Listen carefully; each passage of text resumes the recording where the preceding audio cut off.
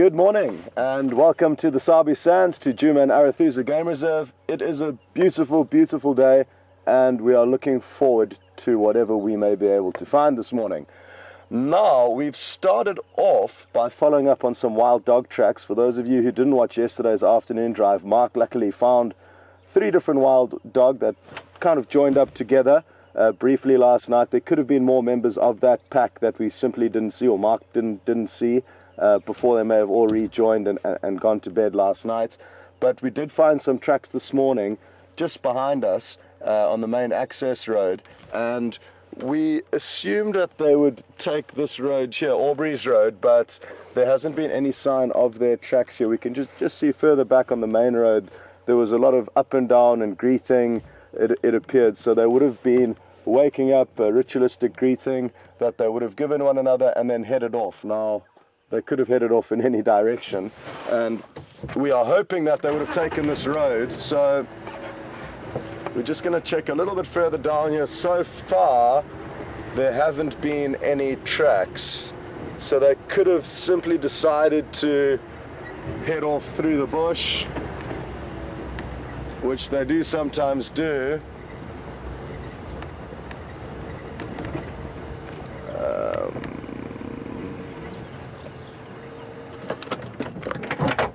Excuse me, let me check this out quickly.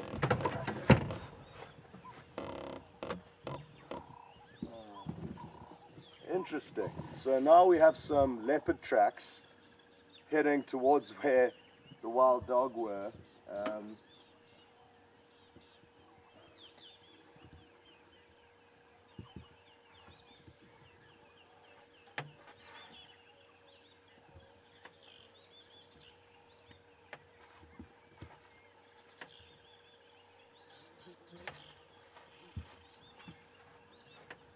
They do appear to look like female leopard tracks, so who knows, maybe Karula's back in town, which is a great sign, but no sign of the wild dog coming down this road. So we're just going to turn around quickly and have a closer look at these tracks behind us. There aren't too many roads that the wild dogs could have taken other than this one, if they were to take a road to travel on initially this morning. Either way though, very interesting for us in that there was wild dog tracks, hyena tracks, and also leopard tracks, also all within 50 meters of one another.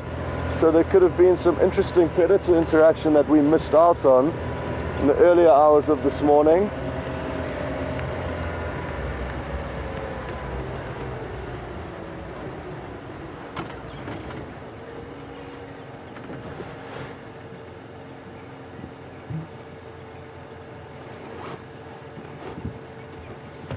Looks like they've taken this pathway over here. There's a small pathway,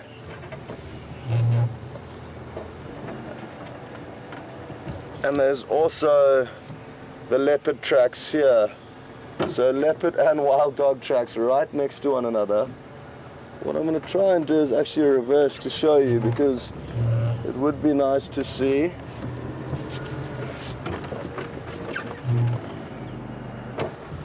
Okay, you should be able to get those. Get these two here, right here.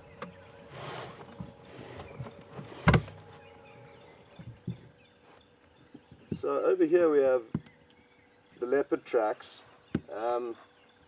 They clearly have got 3 lobes at the back pad. That's not the best drawing, but it's a 3-lobe back pad of the cat. And then over here we have the wild dog tracks. So wild dog and leopard right next to one another, and I assume, well, I know the leopard's taken this.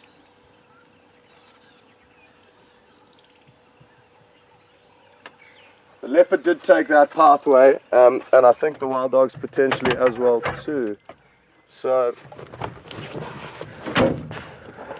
we'll head off in a different direction now.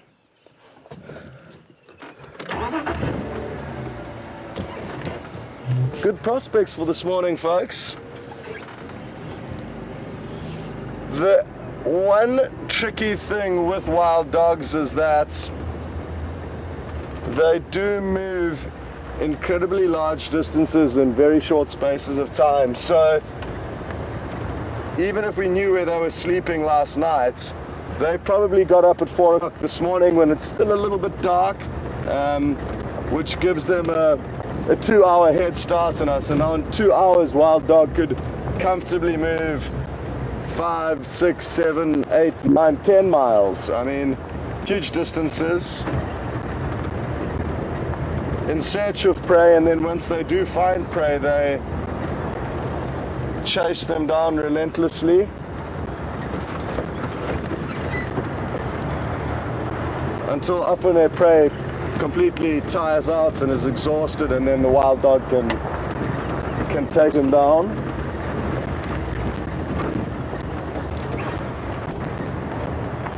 It's so good to be back out, folks.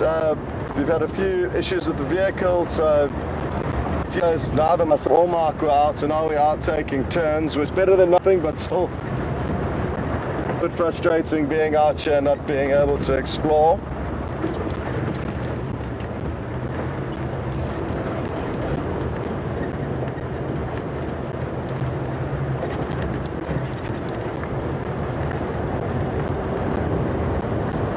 So very, very good to be out again, especially on a beautiful morning like this, with the potential of seeing not only wild dogs but also what looked to be a female leopard. And that's just within the first 10-15 minutes. We've already been given all these signs that there are some exciting predators moving through this area. Now the tricky part is finding them. But we've certainly got a chance. We certainly do.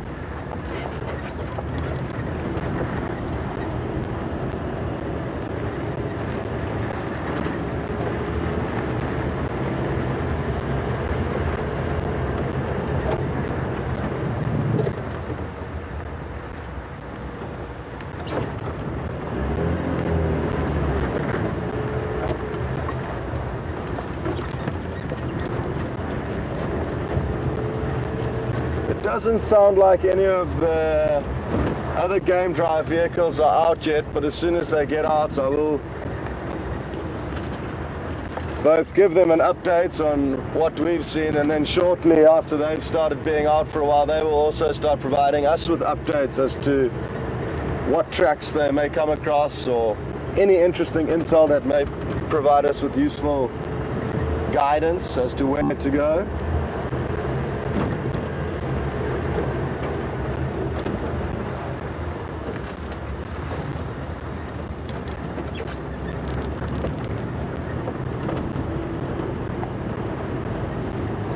What we're doing now is heading in the general direction that I thought those tracks did head in, down a game trail.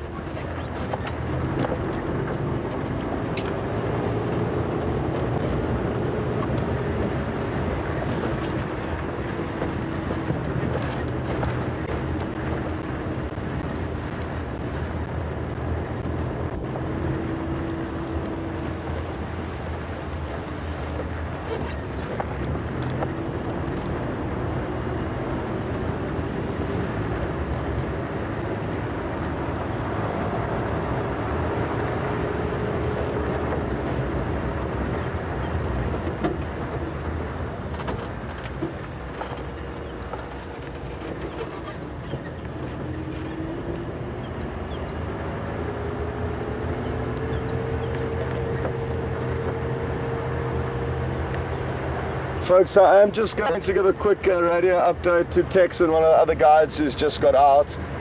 It may cause interference with our broadcast, but it's imperative that I do this, so please excuse me, please bear with me.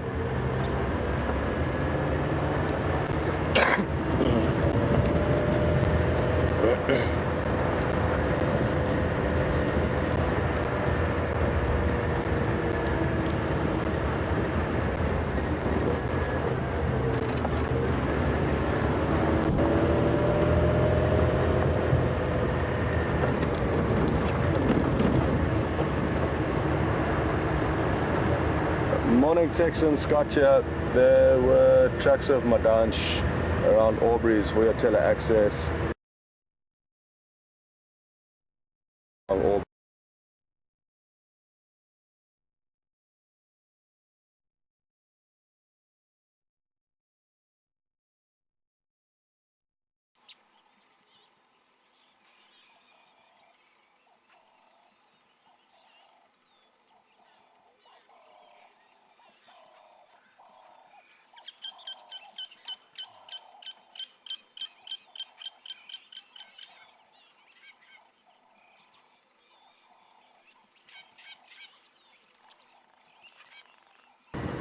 Welcome back, folks. Sorry about that small breakup.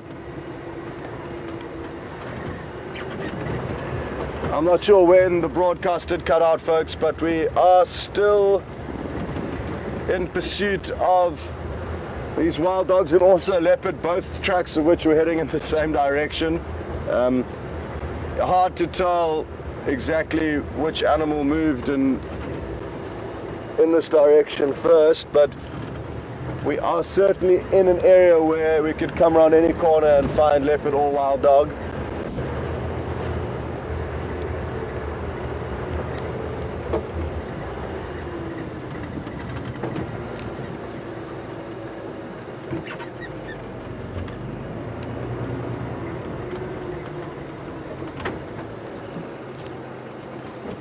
Okay, well, it appears that we do have more tracks of the wild dog here.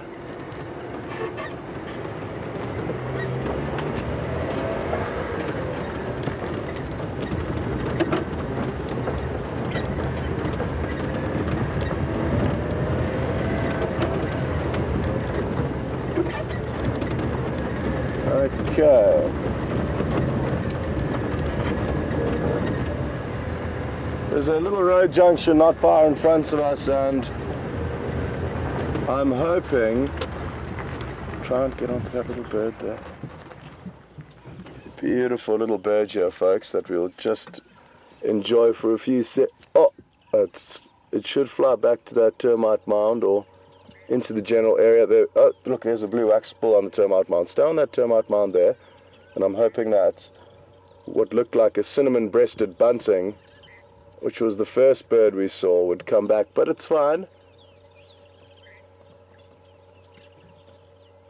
The blue wax-bill that we are looking at is an incredibly beautiful little bird. And a lot of these smaller birds, unless you do manage to get a close view of them, it is hard to appreciate their beauty.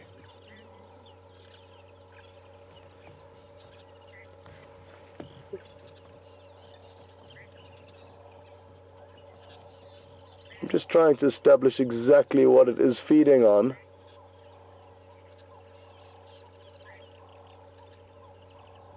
Could well be some small termites.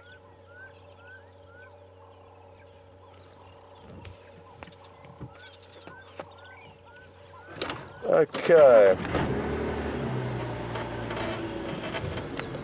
One of my favorite little birds, the blue wax-bill.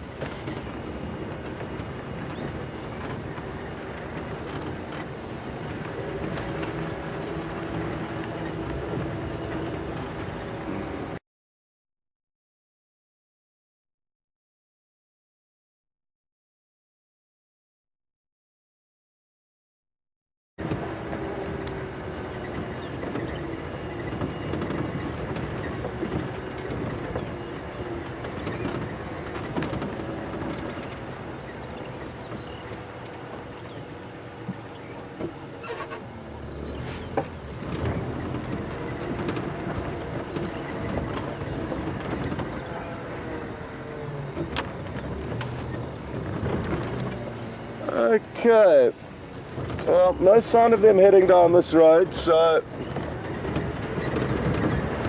through process of elimination we can kind of assume that if they didn't take one road, they would have potentially taken another, and if not, then there's nothing we can do, sadly. If they've gone all through the bush, all we can do is keep track of the general movement they've been going in and keep looping ahead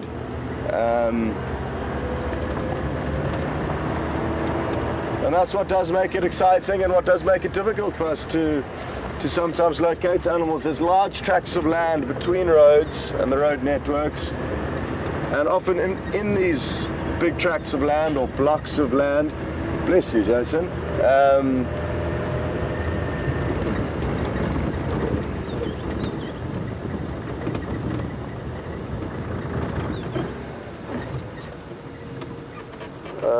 okay, it appears that they have headed down this road, folks. And the good news is further down this road, there's often a very large herd of impala. And at this time of the year, wild dog will focus most of their hunting efforts on impala because they've got lots of young that are relatively easy for wild dog to catch. So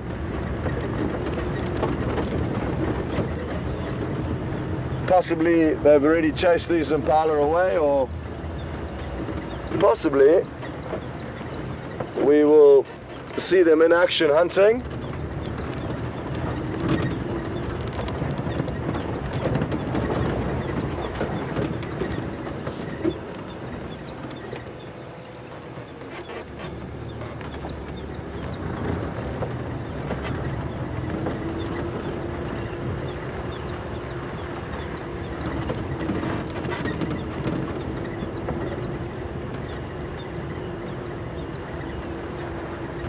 Okay, well, Texan's just arrived, and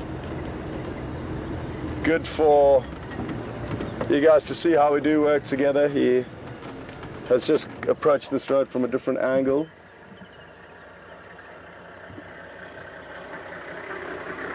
Morning, Tex. How are you doing? Good, thanks. Good. Morning, folks. Morning. How are you doing? Morning. Okay, I think I saw one or two trucks coming north. Because there, it's also one that is trying to the... There might be close to the... Already, yeah. Because there was some on Balanites coming towards that clearing, and then I've seen a few coming up this way, so maybe they've just been all over, Yeah, but west. up and down. Anyway, we'll keep trying. Yeah. Have a good one, folks. We're going to keep on going. We'll catch up a bit later. Thanks. Okay, beautiful black-bellied bustard that Jason was showing you guys while I just caught up with Texan. So he said there was also a few tracks coming from the direction he came from. They often do split up when hunting wild dogs. They can end up miles and miles away from one another actually when they do start hunting, because they may be chasing individual prey items from the same herd. But they were here this morning.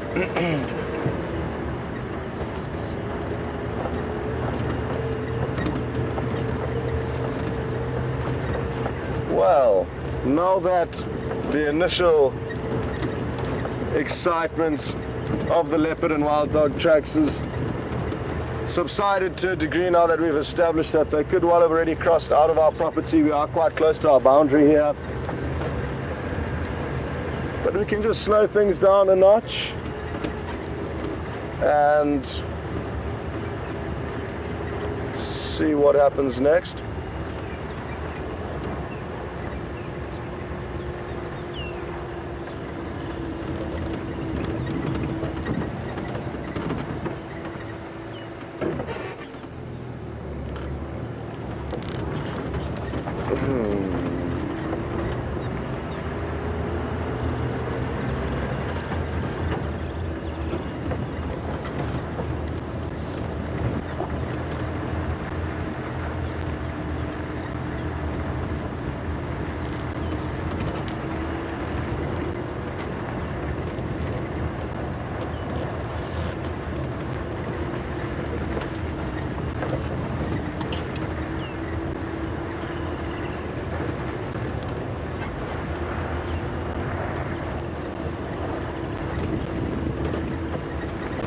The beauty about this area that we work in is that space is typically not too much of an issue. So even though we've worked this area this morning in the hope that we would come up with either the leopard or the wild dogs whose tracks we did have earlier this morning. Even though we didn't find them, it's not a huge issue because there's so many more roads and places to explore and discover, and that is where we will head off to now. Where exactly, I'm not sure yet. Kind of inclined to head past Gowrie Dam or Vuyatela Dam. We've probably had our highest amounts of leopard sightings since we've been in and around that area.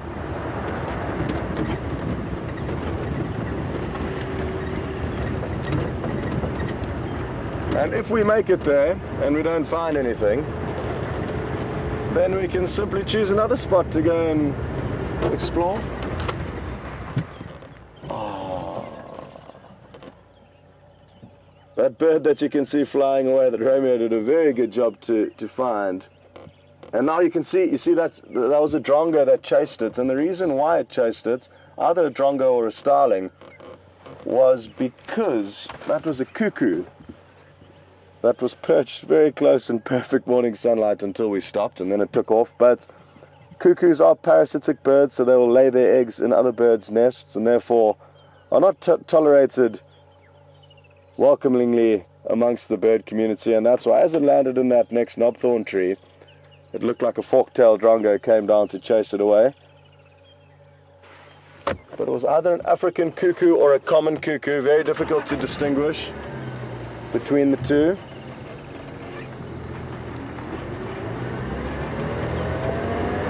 Well done there, Jason, on managing to catch its final movements.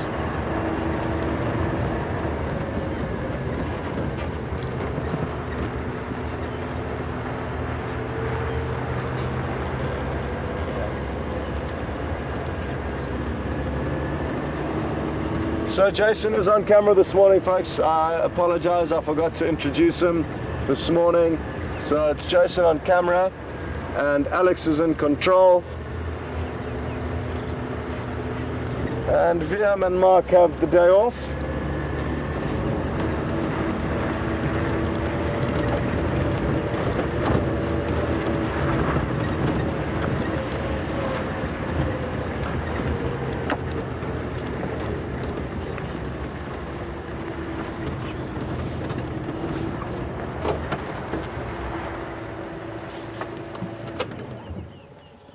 Really pretty birds we have right close to the vehicle here, called crowned lapwings. And as you'll see as Jason gets closer in on one, they do have a very, very distinctive crown.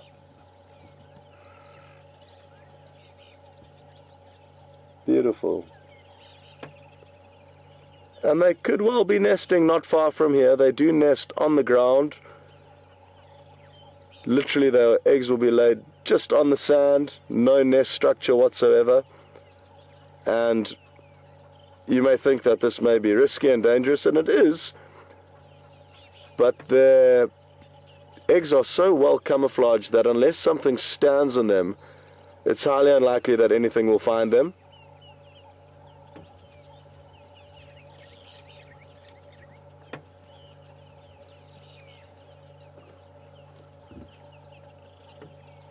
So the crowned lapwing, previously known as the crowned plover. A happy couple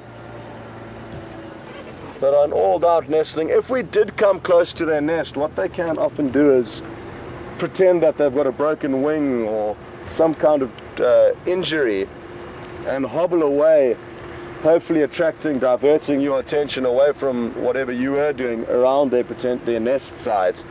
And they drag you away, and they often do that with predators that may be getting close to the nest. They pretend they're injured, hobble off, get the predator's attention, and as the predator's far away from the nest, far enough away, they just back to normal and fly off or carry on undisturbed. What you got there, Jason?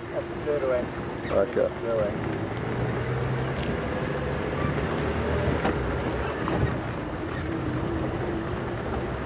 It's a birding day. It's a birding day, okay. Okay, Jason.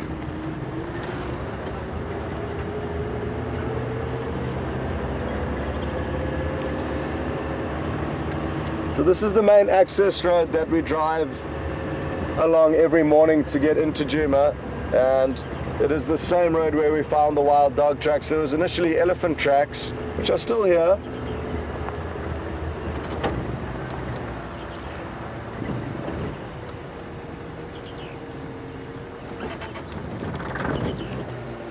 Sorry Jason, I know the angle's not good for you, but I'll try and work your magic there.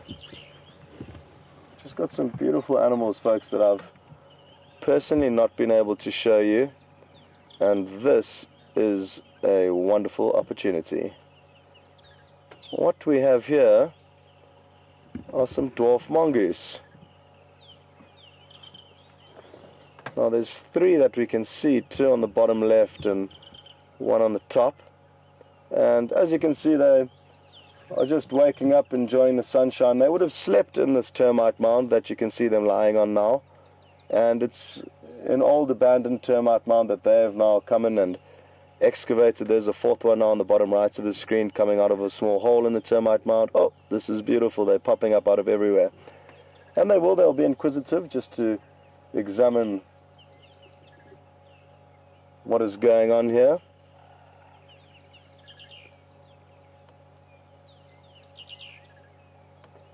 One of the smallest little carnivores in Africa, folks, the dwarf mongoose. So an interesting title to hold, being one of the smallest of the predators on a continent that has so many extremely large ones. And they live in these termite mounds predominantly in this area, but can also use fallen down trees and logs as bases or sites. They'll have 20 potential gaps that they can use probably within one territory of a pack. So we won't necessarily find them here every morning. They may move between different mounds.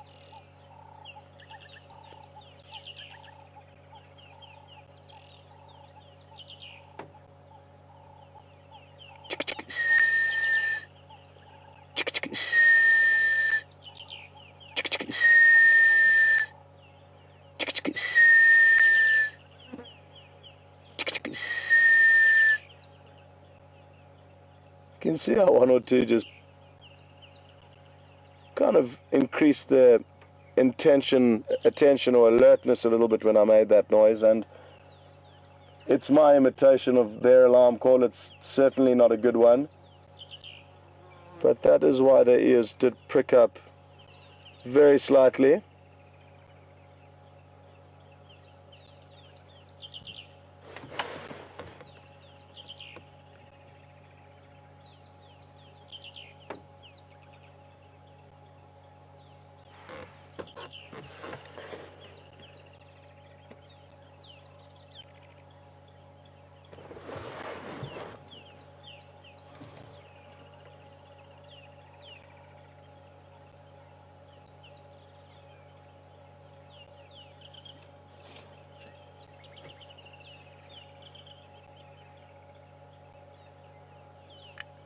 Tex, could you go with that message again, please?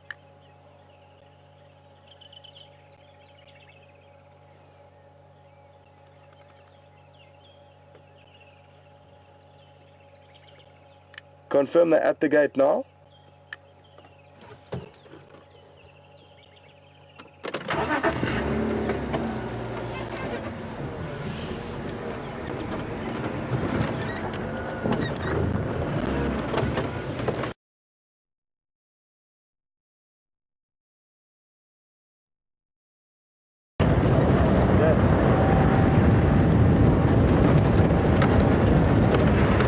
Okay folks, sorry if we broke down there again with the broadcast, but I did need to chat with Texan on the radio. He has managed to find these wild dog, and we're not far from them, but we do have to go quickly to get to them to ensure you do get a glimpse.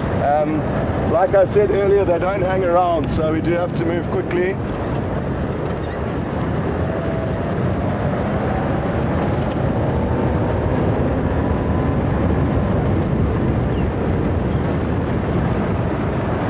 Probably about 30 seconds or 45 seconds away from us if we travel at this speed, but that doesn't mean we'll find them even though we're still this close, because they can shoot off so quickly.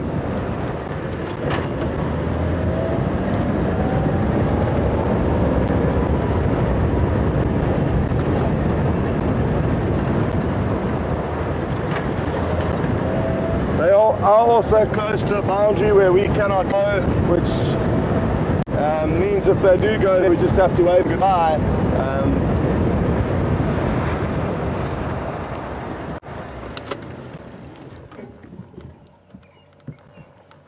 But here we are, folks. We've got them, and they're coming straight towards us, folks. Straight towards us. Beautiful. Look at this. Look at this. And the good news is they are heading in the right direction. I'm just going to turn the vehicle around.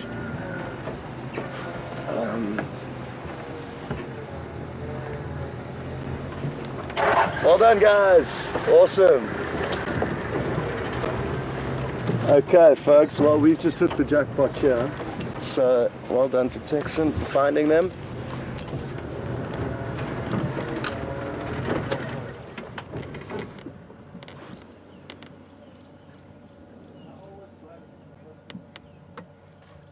Now, there's just 5 individuals here that we can see, all of which look different to the 3 that Mark saw yesterday.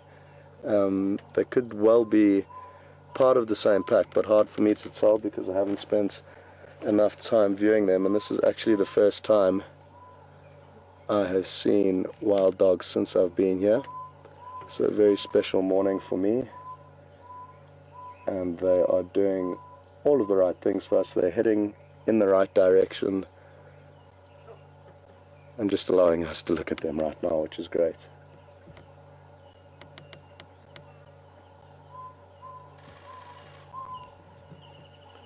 I cannot stress how lucky we are to have found them, and I did try and make sure of letting you know that even though we found their tracks this morning, managing to actually locate them. Now we can hear the audio of other dogs, that's why their ears are pricking up.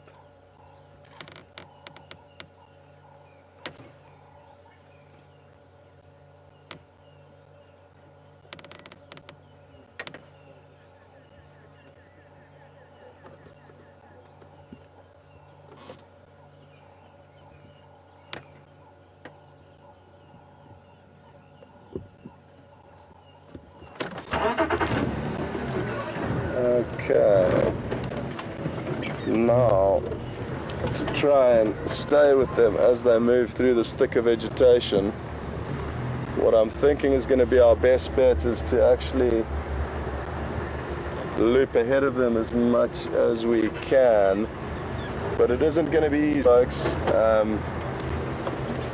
Hold on, everybody. We are just taking a shortcut here. Oopsie. This is an old quarry that would have been used for building a few years ago. Now it is providing us a chance of moving easily through the bush, and I'm fairly sure. Here they come. So that was lucky. They don't always do what we want them to do, but this morning they are, folks, and they're going to come running straight past us. Beautiful. Look at this. Now, I thought I did hear audio of another animal in this direction that they're coming in, which is quite possible.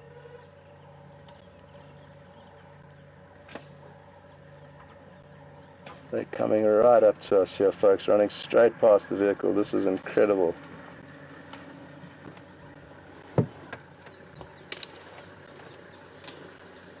Really, really wonderful, folks.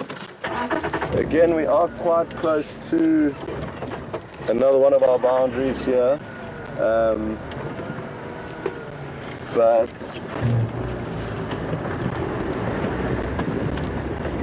We are being spoiled with such great visuals at the moment that even if they were to disappear now, we could consider ourselves exceptionally lucky to have seen them.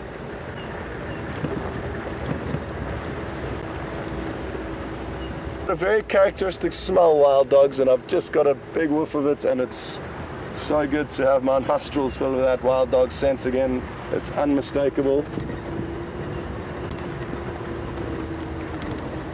Just going to try and make some space for Tech, who did so much finding these animals for us. It really is interesting watching them move now because they are very up and down in this area. I'm not sure what they can smell or what they're looking for, but they all do look like quite young members of a pack. There's none that look like they could be an alpha male that I can see. And wouldn't it be nice to know what is getting their attention here, what they are smelling. They are moving in circles, essentially. And this is wonderful, folks. Just such good footage. And what you can see is how effortlessly they move and cover distance. Come two more. Okay, get those ones, that's fine. Sorry, folks, they're just literally surrounding us, so we don't know where, and coming so close to us that it's making filming a bit difficult. So we'll just let Texan pass to us in a... Oh no, we won't. They're coming back again. So we'll just try and turn our vehicle around so that Jason doesn't have to film through the back of it.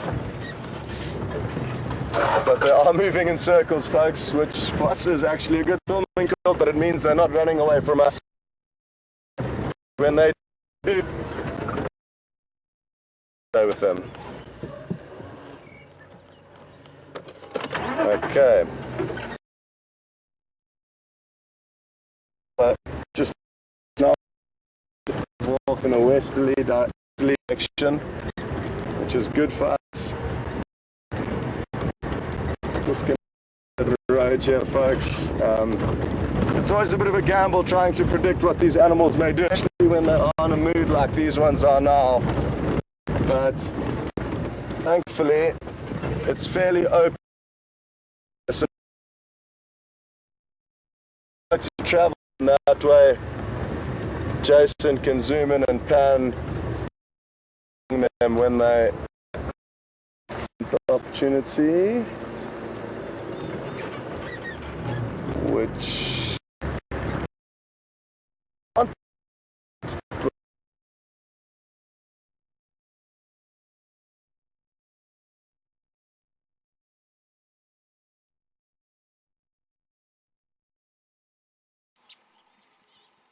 going.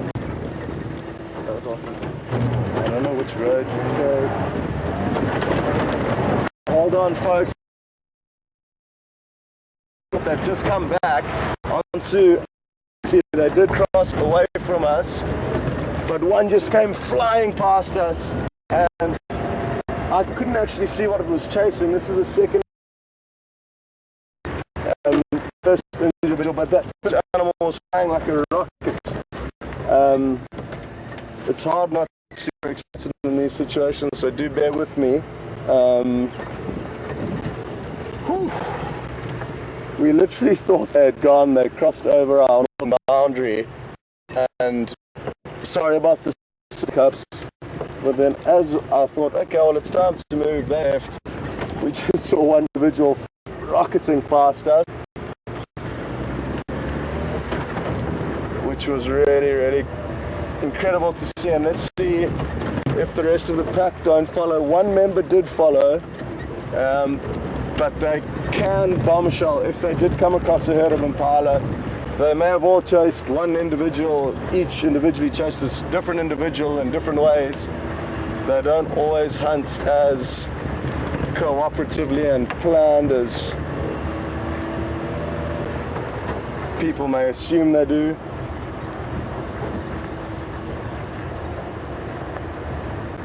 Sure.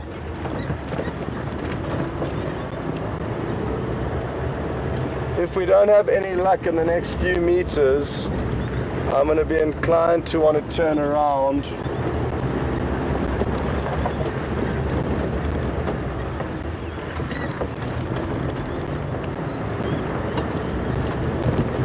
Just keep an eye out for Texan, Jason, because he was ahead of us.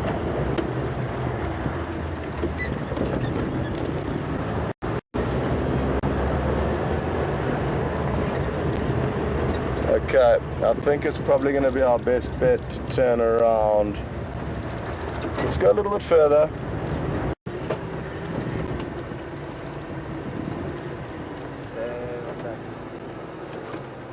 Okay, see a stump that looks like a wild dog. Yeah, there's a stump. Yeah, well spotted there. It's a very wild dog-like stump. Okay, I think we should turn around, Jason. Because that one individual could be anywhere. So let's go back to where we last saw the rest of the pack and see what happens. If I could choose one animal to follow on safari, folks, in terms of adrenaline and excitement, you do not get a better animal than the wild dog, the African wild dog. And I hope you're enjoying this as much as we are. It's difficult, I know, with the transmissions and to show you the animals, but you get an idea of how quickly they move just simply by taking notes of how much ground we're covering.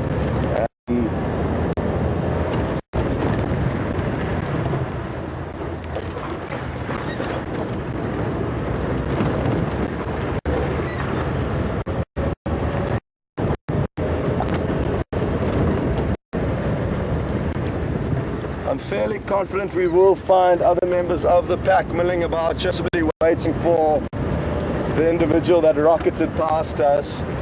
I'm not sure what it was chasing, or particularly if even being chased by these members of a pack. It could have been a different member of a different wild dog pack.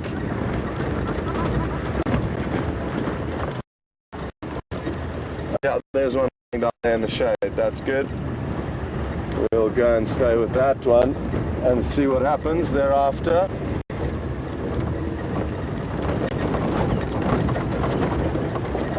Okay.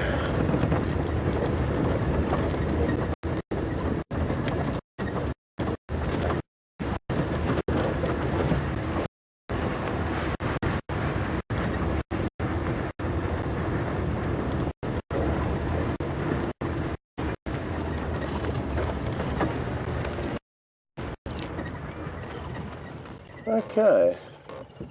Well, as you can see, it appears that they may be having a short breather after what I'm fairly confident was a short hunt that they would have undergone. We couldn't see what one member was chasing, but it was certainly chasing something. It was moving at an incredible speed. And we can see these three members in shots, and then there's another one slightly to their right, which is just looking north towards where the rest of the pack headed.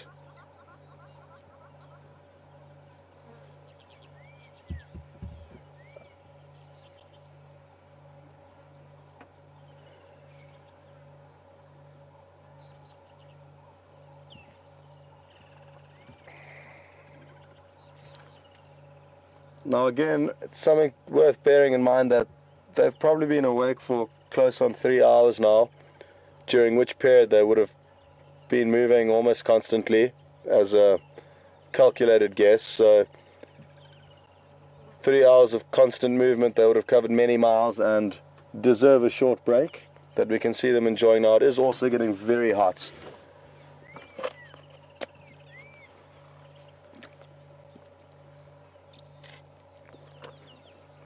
So the combination of the heat and the fact that they've been running around since, in all likelihood, 4 o'clock this morning,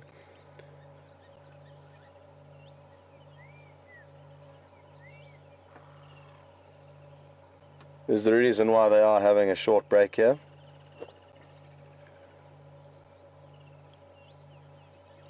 Now, in all this excitement, I didn't actually count how many there were. Was it 6? Yeah, I think 6 is the figure that comes to mind. of how many were here initially. This individual in the background is showing signs that it may have heard something or may want to move off, but it is showing intent looking to the north.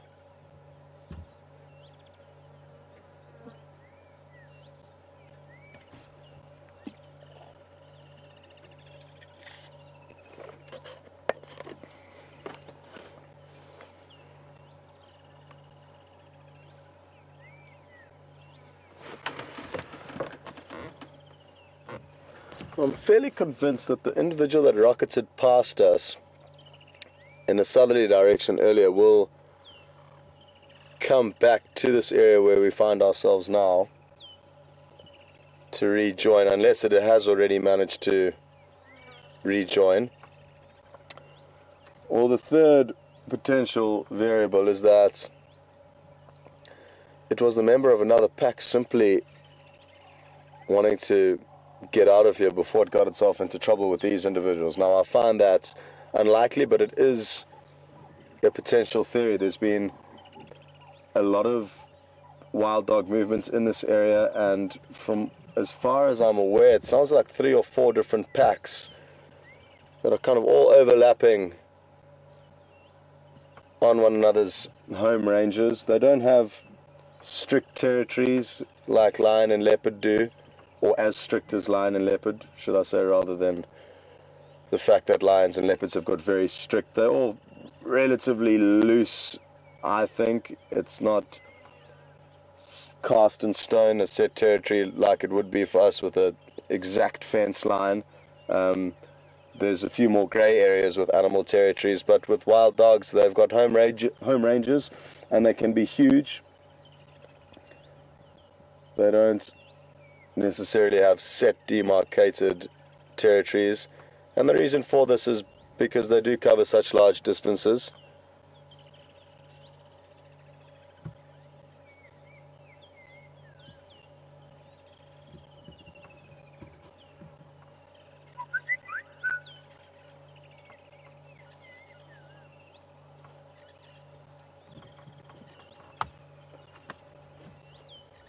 A question from Carolyn, I believe it is. Morning, Carolyn, and welcome on board.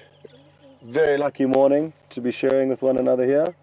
And Carolyn's asked, which animals do wild dogs hunt? And the answer to that is not a set animal. They've got a very wide variety of prey items that they can feed on, depending on the area, depending on the size of the pack. But in this area, impala-sized antelope would be their main prey, as far as what I've seen in the time that I've spent in the Sabi Sands. And at this time of year specifically, a baby impala would probably provide the majority of their food. They are easy to catch, easy to eat, and the wild dogs do exceptionally well when it comes to hunting young impala. I've seen sightings where they've managed to kill 4 or 5 in one chase, one event.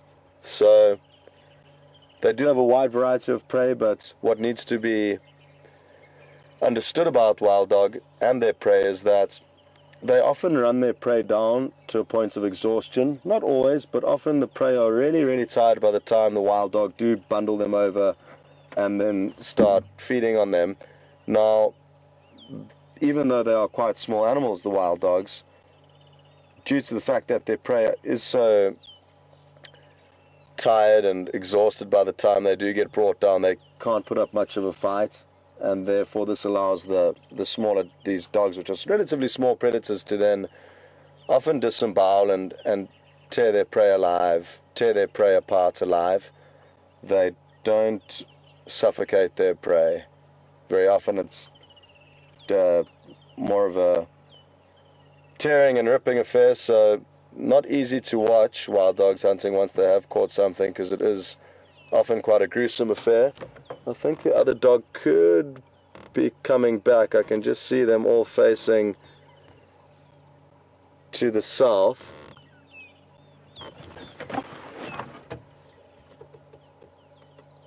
And I think I can hear Texan coming back in the other vehicle, so he maybe managed to stay with that other individual.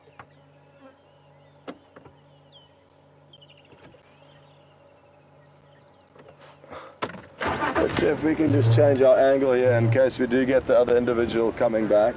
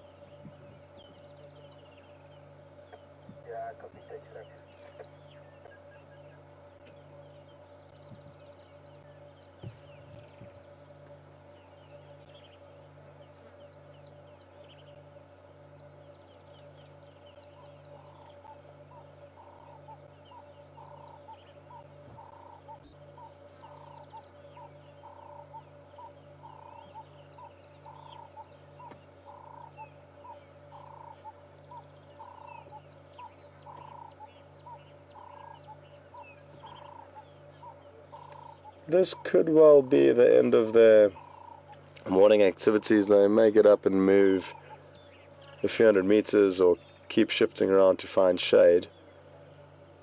But I'm guessing that this is the end of their morning activities. So until this afternoon, we can expect them to probably not do too much.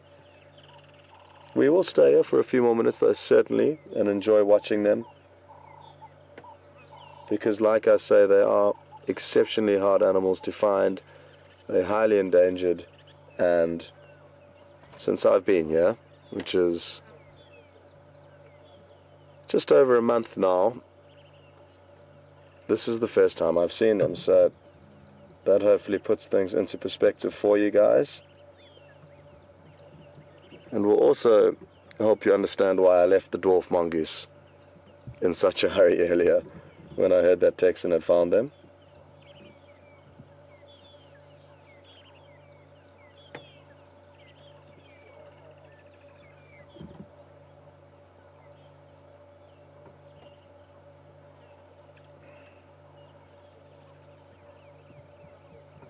Their ears are unmistakable characteristic of theirs.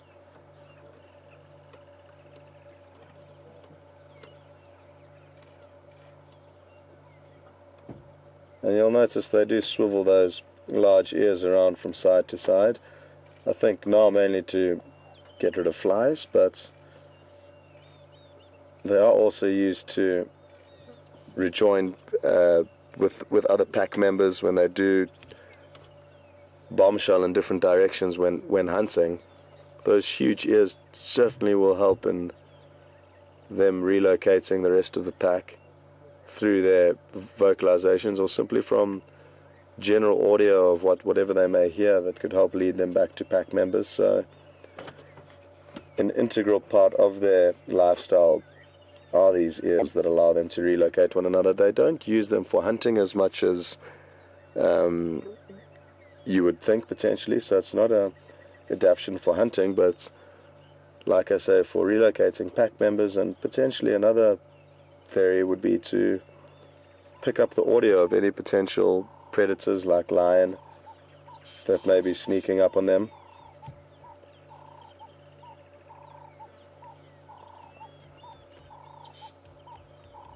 Sadly for wild dogs, especially in this area, lion often tend to prove their biggest enemy or biggest threat, and once the pups start running with the pack from a young age of about 3 months, we sadly often hear of them being lost to lions. But these big ears will certainly help them in detecting any lions that may be creeping up on them. The problem is with wild dogs is that because they move so quickly through the bush, they can often get themselves into trouble. They could run into a pride of lion. I've seen that once before when wild dog were hunting along a grassy airstrip and they were chasing impala from one end of the airstrip down to the other, and there was lion waiting at the other end of the airstrip completely through default, and the lioness that was closest to the wild dog in front chasing a baby impala literally let the baby impala pass by a few meters. It would have been very easy for her to have caught that impala, but instead the lioness left the impala and waited for the wild dog to take a few steps closer and then pounced on the wild dog. So this is an example of how they can come unstuck with lion and with their hunting techniques or habits.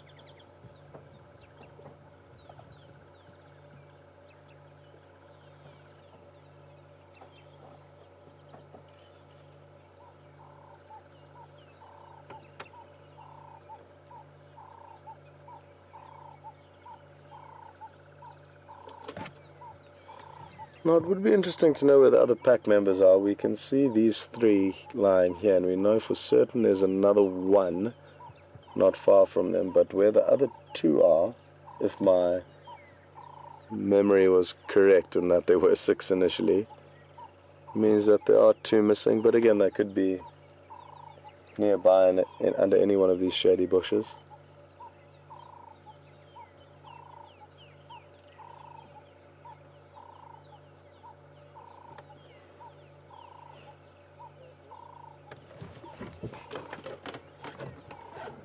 Folks, I think because we have had a great sighting here, that I don't think they are going to do anything more.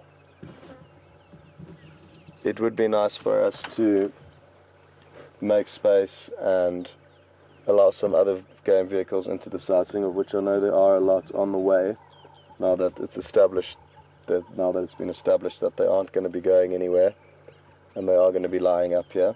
So we will leave them, but there's a strong chance we will come back here this afternoon in the hope that they will continue to perform for us. Sadly, this is a boundary road, so where they are lying now, if they continue in a northerly direction, we will not be able to follow them, but there is a chance we could see them this afternoon. If not, though, I think we've had such a wonderful sighting this morning that we really... Oh, there's one that just chased off. Oh, look at this impala coming straight towards us. Straight towards us, across the road, across the road, across the road. Okay, that impala looks tired. Here come more. Here we go, folks. As we were about to leave and thinking everything was done, look what we've got. Hey, hold on. This is incredible. Look at this. Is not to over a wild dog. That impala was very tired, folks, so I think they are going to get it. I could be wrong, but the impala looked so tired, and now we need to find a way in here because it's thick, but we need to stay with them. Oh, this I think is our spot to try. Okay, hold on, folks, this could get a bit bumpy, but I think they are going to get this impala. It looked tired. and they were well rested. Just going to switch off and listen.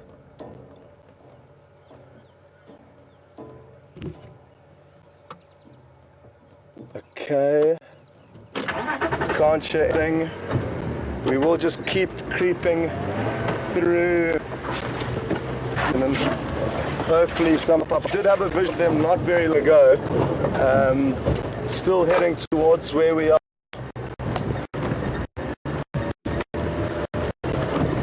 So those other pack members that we couldn't see, where have they gone?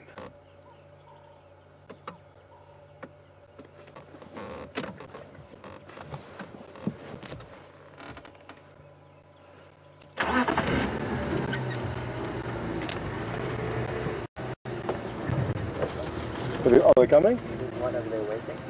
Okay. Okay, cool. Well, maybe that impala got away luckily, but hard to tell because these pack members that we can see around us here may simply have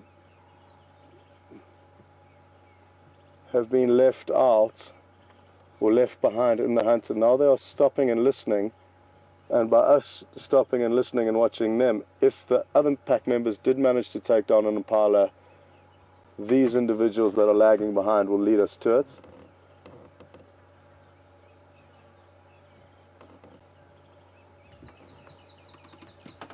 Oh, that was crazy, folks, coming running straight past us. I mean, those other two pack members literally through default, I think, managed to herd those impalas straight back towards their sleeping companions. Oh, I thought they were going to get that impala, and I still may have got it, so it's difficult for you to see, folks, but there is one wild dog that we can see ahead of us in the thick bush, and we are just going to try and stay with it. At least if we stay with one, it may lead us back to other pack members if they did manage to take it down an impala. Woo! My heart is racing, folks. I sadly don't know what you got to see out of that whole sequence. Neither do I. Neither does Jason. But I hope we did manage to show you at least the impala crossing the road with the wild dog running behind it.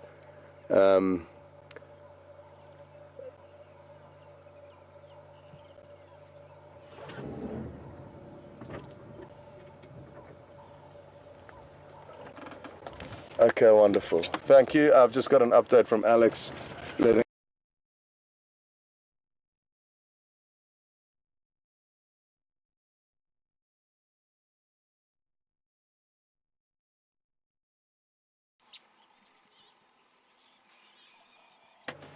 Folks, welcome back. From what it appears, and again, sorry for the breakup, it appears that they haven't been successful, but there's a few members of the pack now just stopping and listening with those huge ears, like I did just mention before, and they are listening for any signs of other members, and especially a successful member of the pack that may have brought down an impala. But judging by their body language, I think they may have failed that hunt, even though I thought strongly that they were going to manage to take down an impala at the end. There was one individual that looked very tired.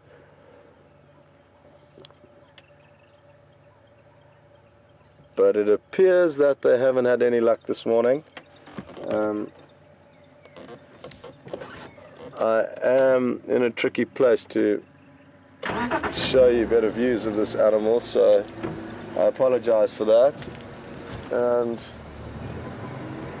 we have got ourselves into a spot that there's only kind of one way out of the same way we came in. I'm just going to find a gap here, potentially.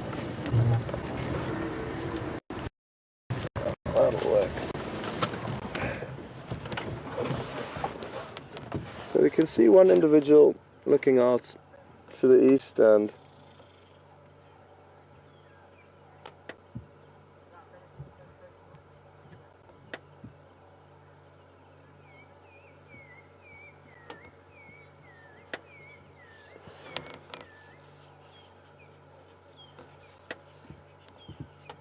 well, I can't believe how crazy that was. So the two members that we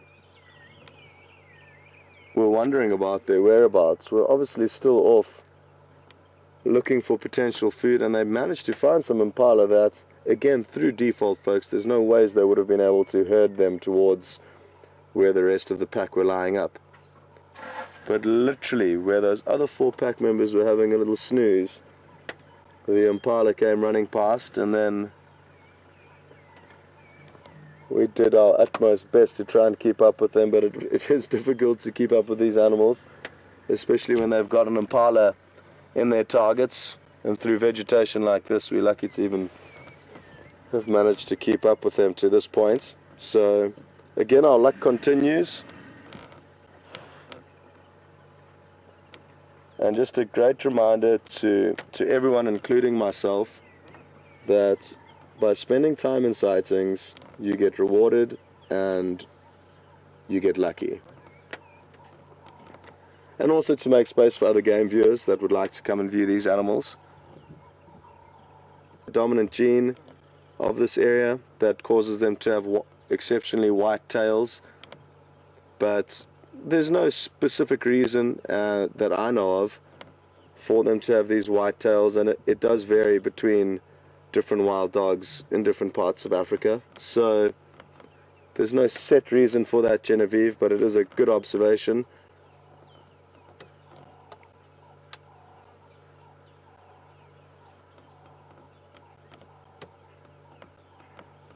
And what would be nice over the coming weeks, if we do see more packs, is you can see slight differences, or even within the same pack, you can see slight differences in coloration and coat markings.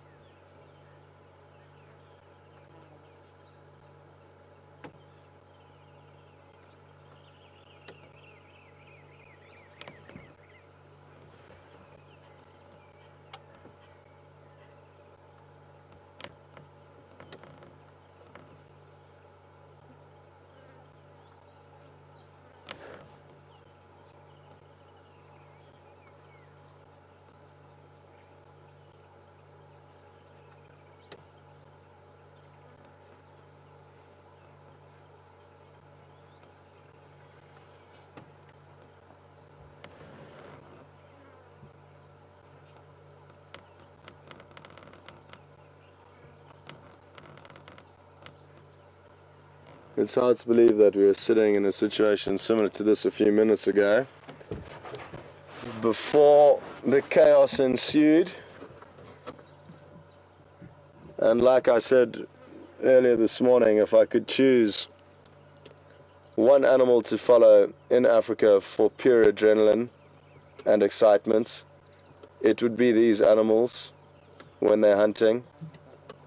The ideal form of transport to follow them when they're hunting would probably be a jetpack, where you could fly above the trees but at a speed fast enough to stay with them. So a small jetpack, I think, would be the ultimate in terms of following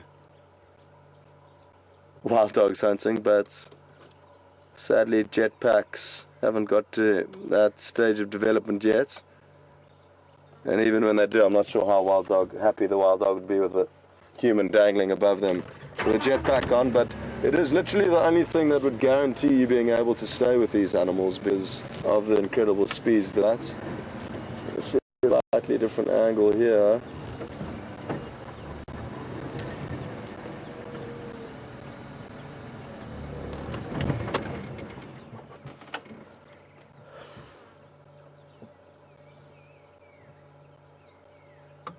This individual that we're looking at looks like it's a youngster. It could be coming up to a year of age, roughly. And I assume that from its body size and also just the fact that it's in such good condition, it doesn't have too many scratches and scars on its ears and on its face. So possibly one of the youngsters from the last litters of pups that was raised.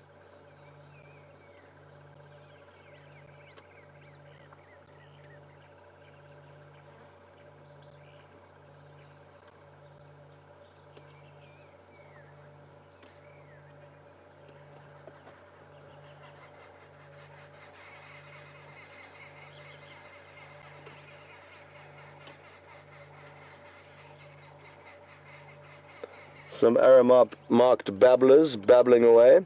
In the background there would have been that bird call that you could hear. Very pretty birds, but quite secretive, so we don't get to show them to you as often as we get to point out their very characteristic call.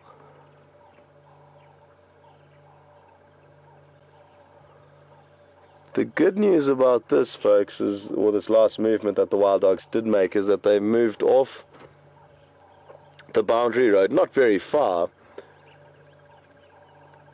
but provided they don't move again, it means we could start off the afternoon with a viewing of them. And typically in the late afternoon, when they do wake up from their midday slumber, they perform a very intense ritualistic greeting where they kiss and lick one another's mouths and jump around, and there's a high-pitched whimper that they let out, and really a special scene to experience. So with a bit of luck we will be watching that this afternoon. Not that this morning's over, but it is something to look forward to this afternoon, whereas where they were lying earlier,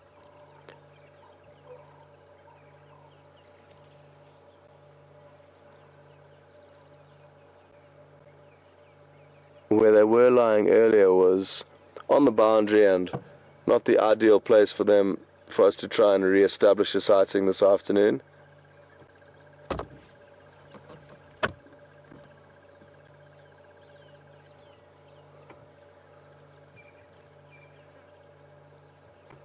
I just find it phenomenal how they manage to relocate one another after they have bombshelled in different directions. These two members here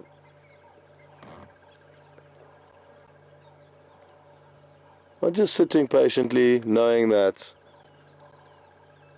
they'll get found at some stage, and they're not too concerned. They are listening very intently though, as you can see from their ears that are swiveling around from side to side.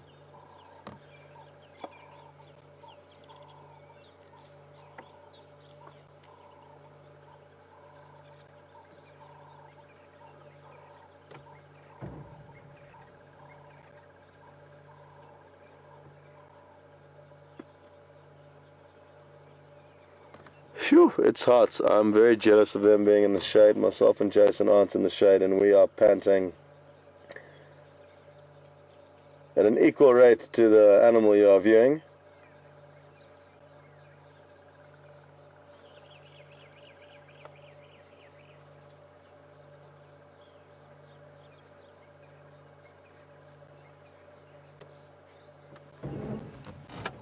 What I'd like to do is try and stay here as long as we can, to just establish if the other members of the pack do manage to rejoin you, and it'll just aid in us finding them this afternoon if we know exactly where we've left them this morning. So I think it is a worthwhile investment for us to stay with them as long as we can, which is until 9 o'clock, but rather than as long as we can, as long as we need to. And then let them be and move off and see what else we can find.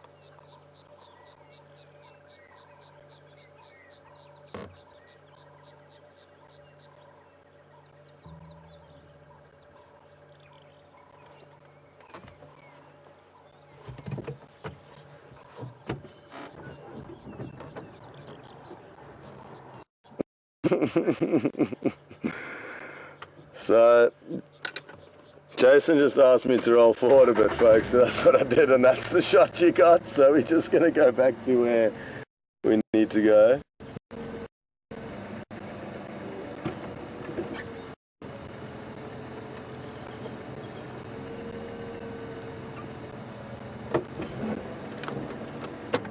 Okay. Sorry about that. We're just trying to give you an angle where you can see both of them. So well done, Jason. Now you can see a good angle of them.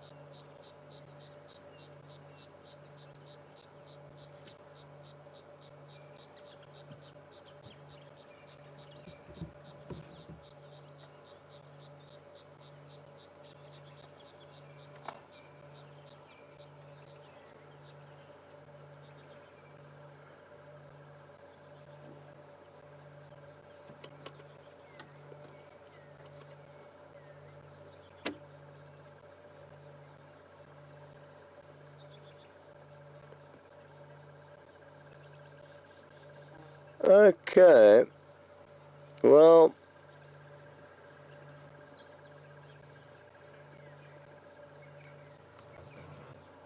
I think it is time for us to continue. I can hear another game vehicle approaching, which means that if they do move at all, which I highly doubt, we will get an update as to where they will be this afternoon, which will aid in us hopefully viewing them again. They will certainly be hungry this afternoon because they do not appear to have had a successful morning.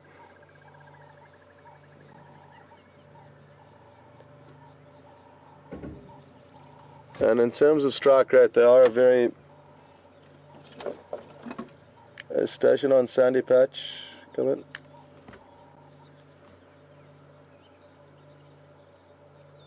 Okay, copy. I'm not sure if you saw them, but if you just turn around, you might.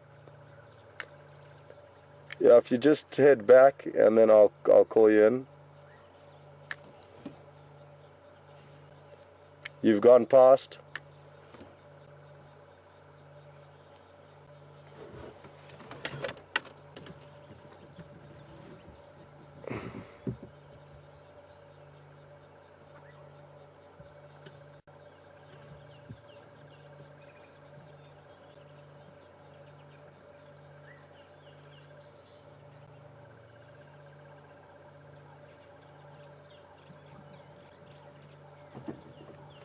Okay, folks, I'm going to help call.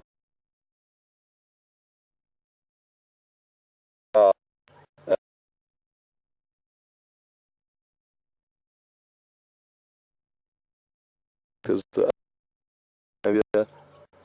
if you head east from there, you should find us.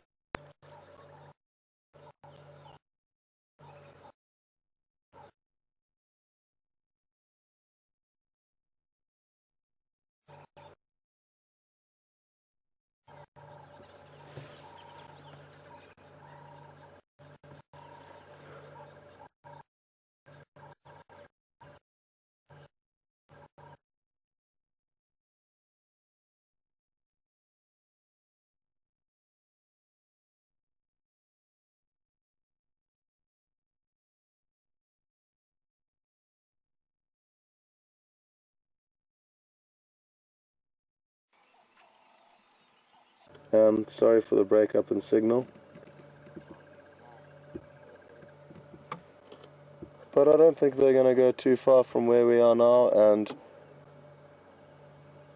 our plan is at this stage is to come back this afternoon and see if we can find them.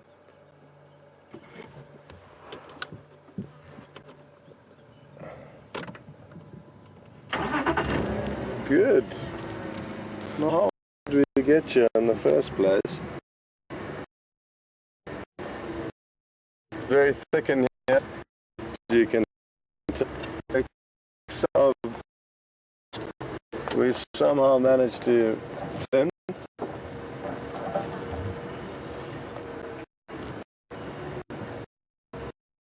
Okay.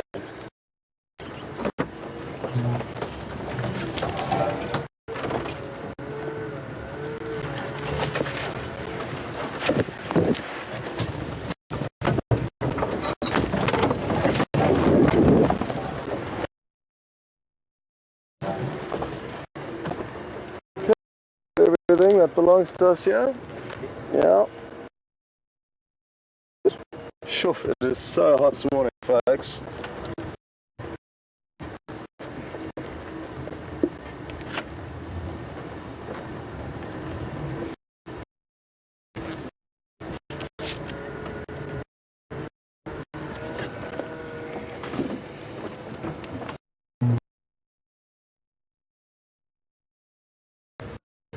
Establish what to do next. Apartments. A cup of tea and egg stretch would be best for me, but we're not gonna do that. We are gonna continue to show you as much as we can, whatever they may be.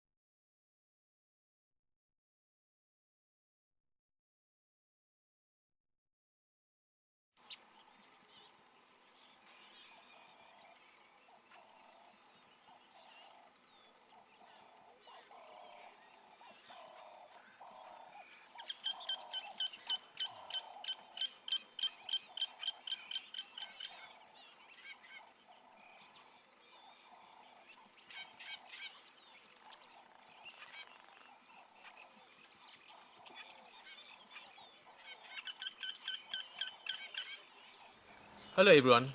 Being out in the bush and being out there live has its technical challenges. We're experiencing some of that now and are working on it as fast as possible to get it sorted and get you back in the vehicle with us.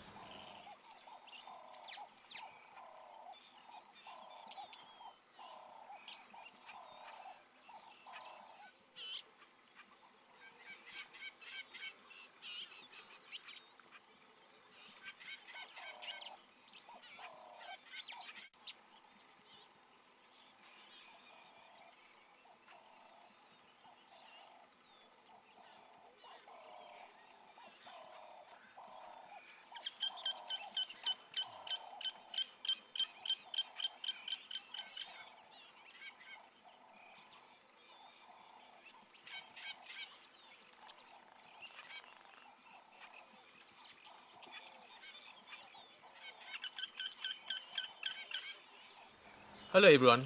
Being out in the bush and being out there live has its technical challenges. We're experiencing some of that now and are working on it as fast as possible to get it sorted and get you back in the vehicle with us.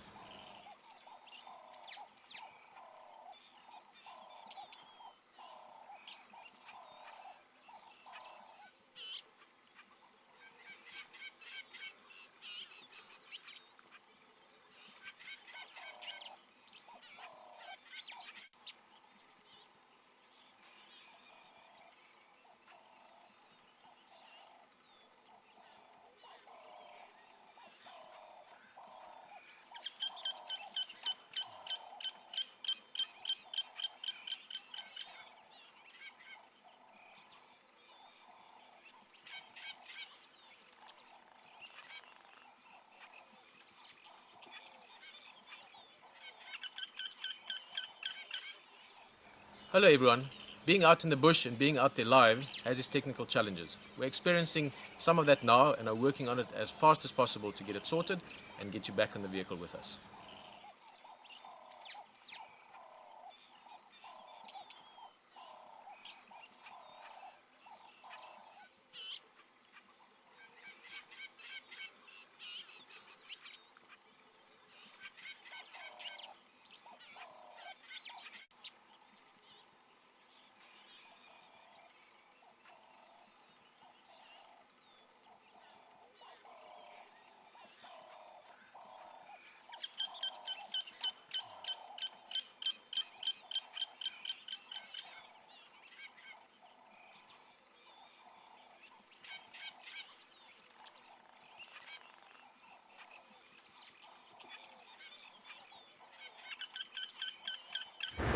Welcome back, folks. Sorry about that short breakup again. We have hopefully got through the worst of that little bad patch of reception that the wild dogs decided to do their business in. And now we are on our way to Buffelshoek Dam along our northern road. It's an area where Vula, the big male leopard, the territorial of this area, to spend time, or I have seen him here. So he's one of the characters that we bump into.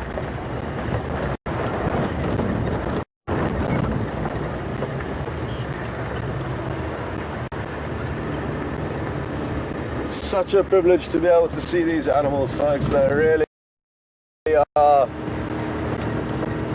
a difficult animal to see when you do come out on safari in Africa. I know people that have been coming on safari for 20 years consecutively and never seen wild dogs, so that is something I managed to see this morning. And on top of that, to emphasize the beauty of the sighting this morning, the fact that we got to see the vehicle, see them so close to the vehicle, running around, moving around, chasing impala. I mean, we got a full show barring a kill, but we had an exceptionally good quality sighting, and that for me obviously makes a big difference. They weren't just sleeping under a bush, they had us entertained, highly entertained. Jason just told me it was the most exciting wilderness experience of his life when we were tearing after them towards the end when they were chasing the impalas. So good to understand how fortunate we were to see what we did this morning.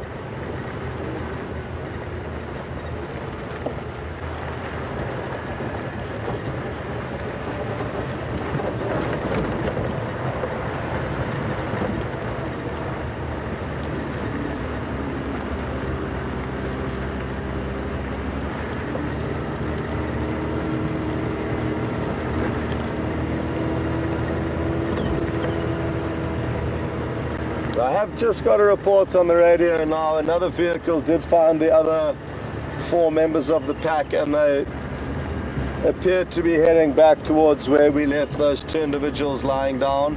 And I'll just continue to keep monitoring the radio to establish exactly where they are left eventually.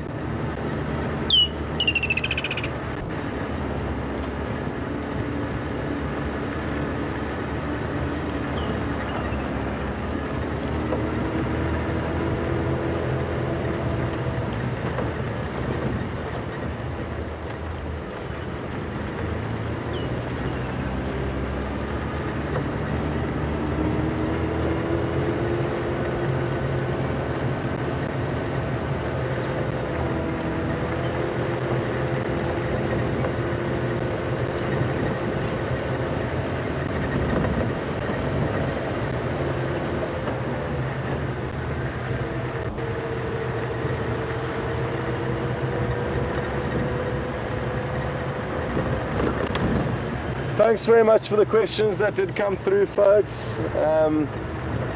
It is difficult to squeeze in answering questions and fielding questions when we are on a sighting like that, but we do appreciate all the questions you do ask us, and please feel free to ask us more questions at hashtag Safari Live on Twitter and questions@WildEarthTV or the email option.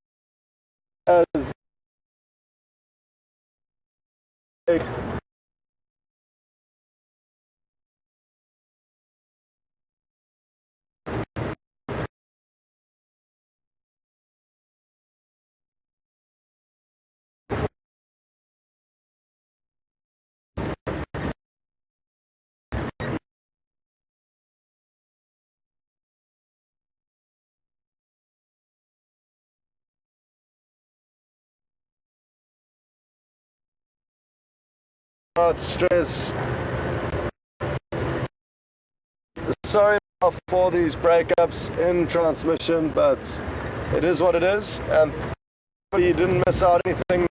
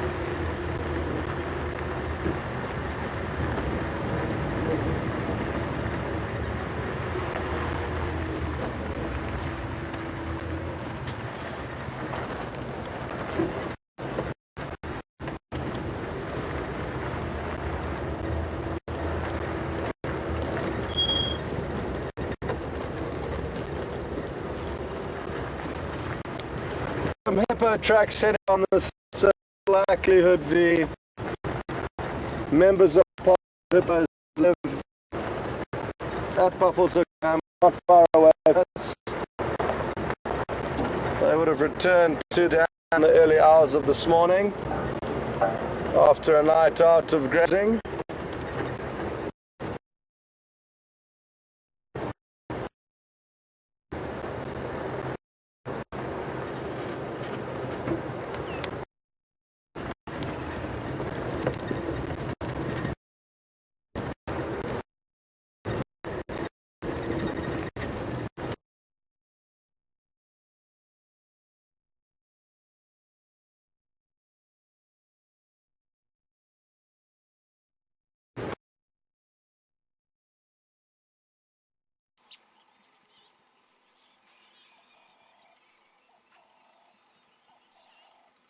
So welcome back. We are on our way to Buffalo's Hook Dam, and it's not far ahead of us. I've just found a different little road that I haven't used before, which is going to bring us out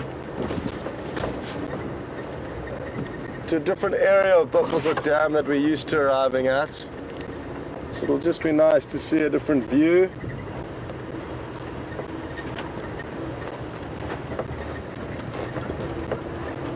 And good for us to know these little sneaky two tracks in case animals are on the move to different areas. Now I know that we can get to this side of the dam.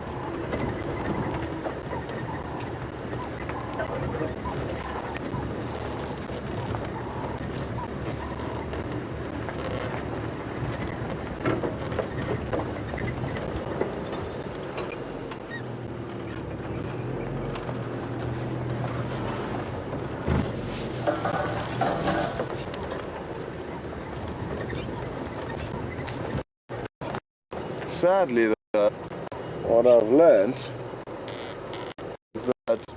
To get any decent view of the dam from here is difficult. We'll just meandering around until we do find a better view.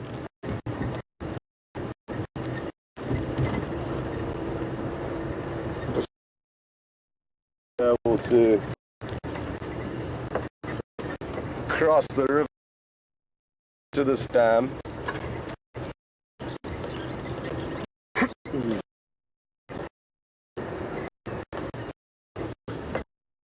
Okay, yeah, this is looking good.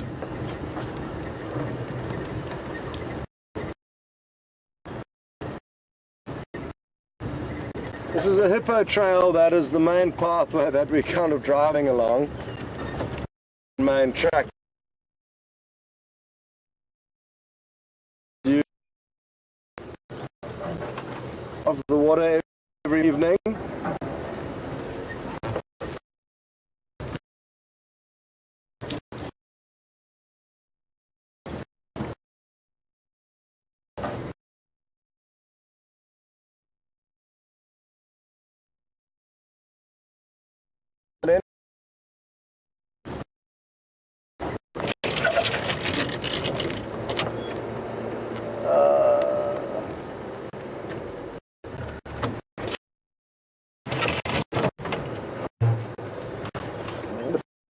Cost wasn't further.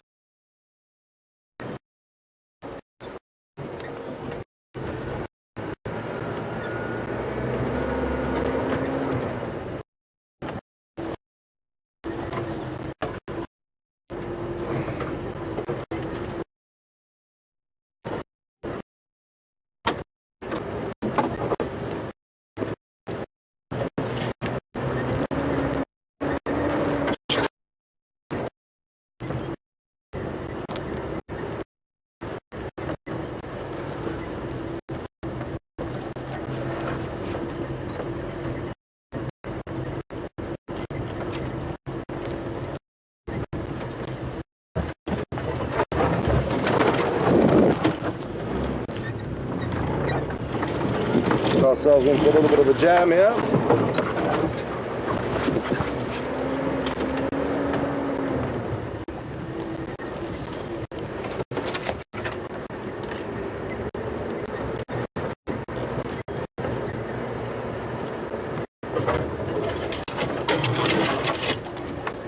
Now, with a little bit of luck, we're going to be able to cross over here. But it's not looking good.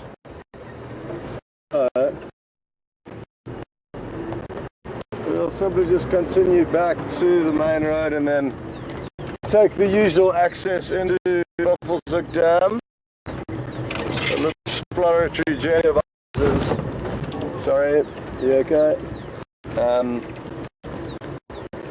Better to not know that this is a difficult area to maneuver around, but it's a good track for us to know.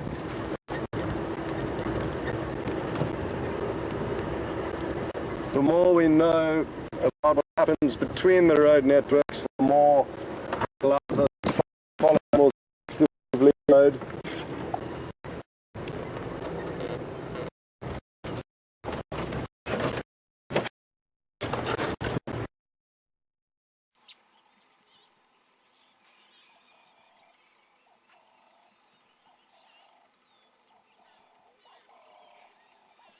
Okay.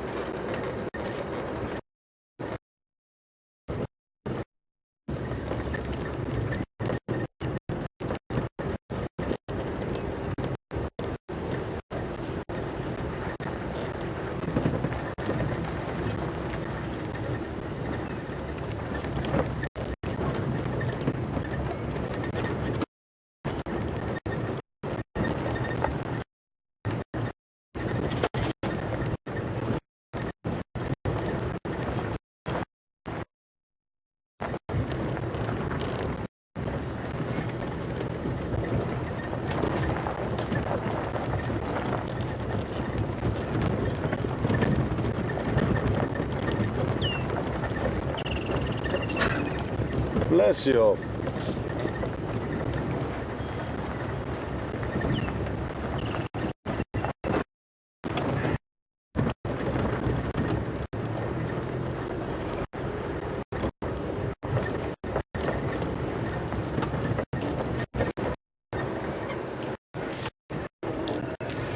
No, there is a nightjar, very big bird, that I've noticed sleeping in the same place on this road that takes us towards Buffalo. Slow, so I can try to remember the exact same in that way and focus in on the bushes. They keep on the ground during the day. They're incredibly well camouflaged, but if you know where they sleep, there's a chance of showing them to you. So that is what we're going to try and do in the next.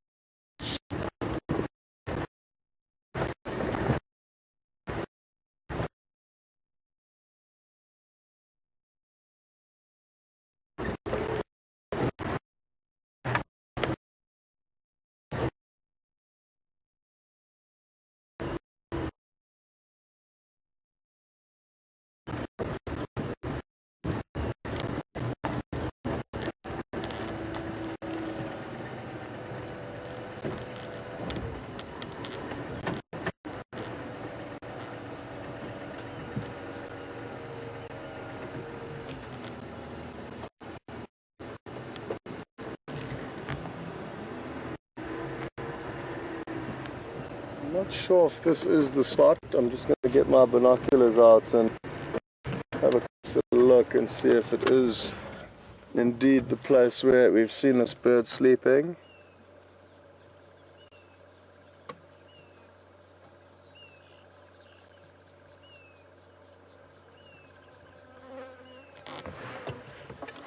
No, I'm not convinced it is. Maybe around one of the next corners.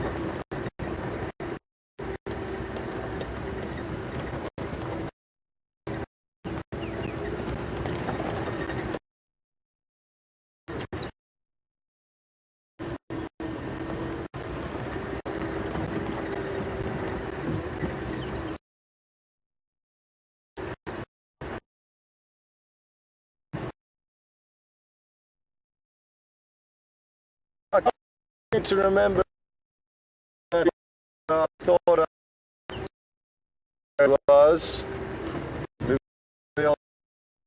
bird was hiding out during the day.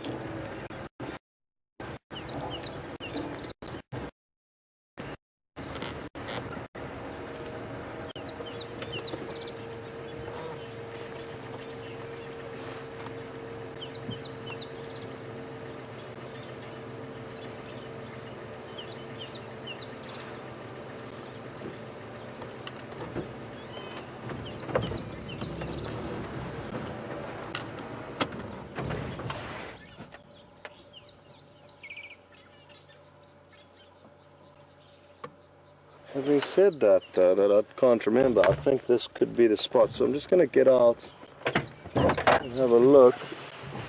You might be able to see it flutter up. And I also just want to check if there's any chance that there's potentially a nest here.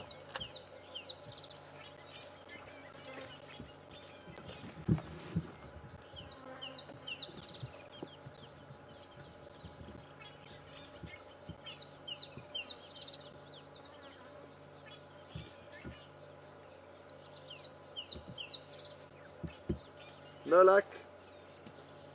Like I say, I sadly have forgotten where it was, even though I thought I knew exactly where it was. Possibly, well, the excuse I'm going to use is that the vegetation is growing and changing at such a rapid rate that what looked like an area that I thought I'd recognize is now developed and grown into something directing. The time of the year, the vegetation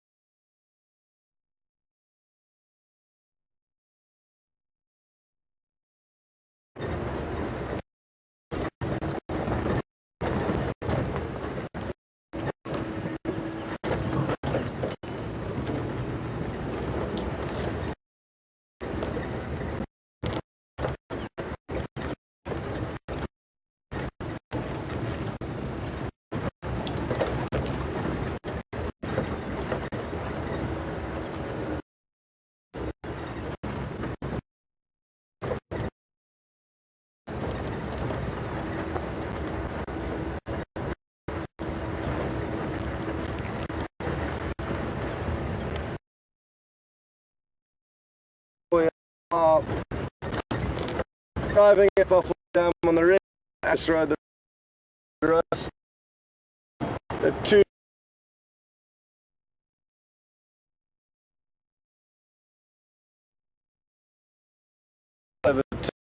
sightings on that side of the dam, but those are the main roads that we are now, which will certainly provide with a spectacular view of the dam and what may be inflicting it.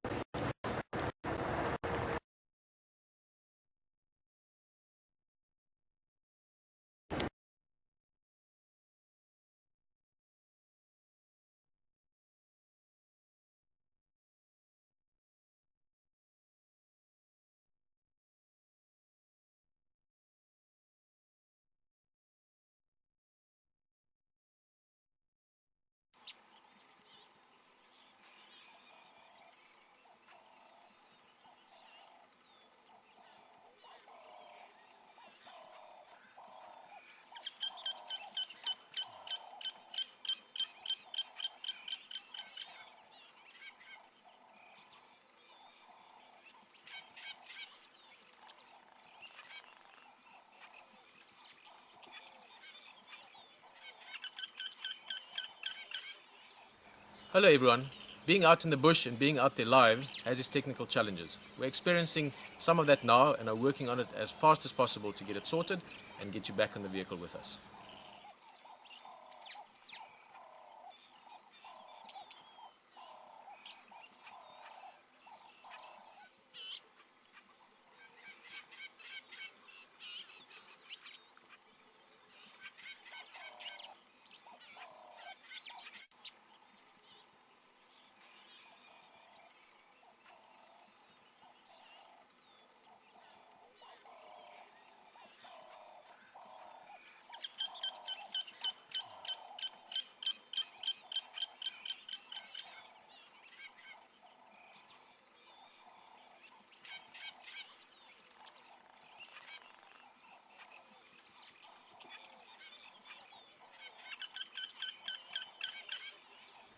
Hello everyone. Being out in the bush and being out there live has its technical challenges. We're experiencing some of that now and are working on it as fast as possible to get it sorted and get you back on the vehicle with us.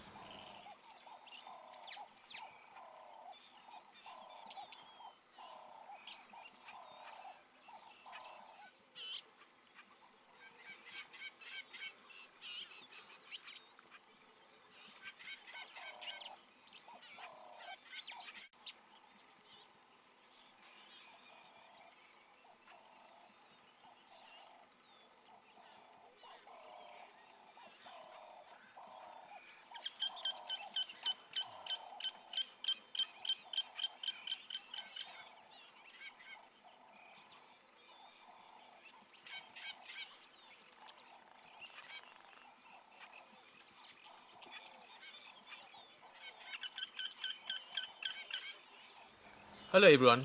Being out in the bush and being out there live has its technical challenges. We're experiencing some of that now. We'll be able to do the tech wizards forward.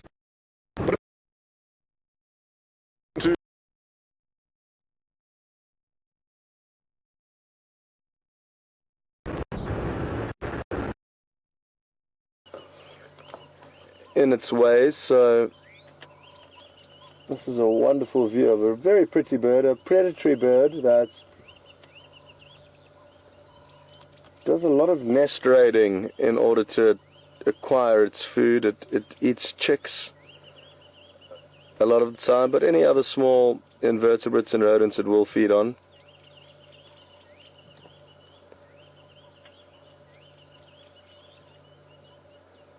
I've once seen one flying out of a nest with two small doves dangling out of each set of talons, which was quite a sight because it could hardly carry all that weight. So it was a ambitious maneuver trying to carry away the two chicks to feed on, but it did. This one here though seems to be focused on preening itself and making sure all those feathers are in tip-top condition.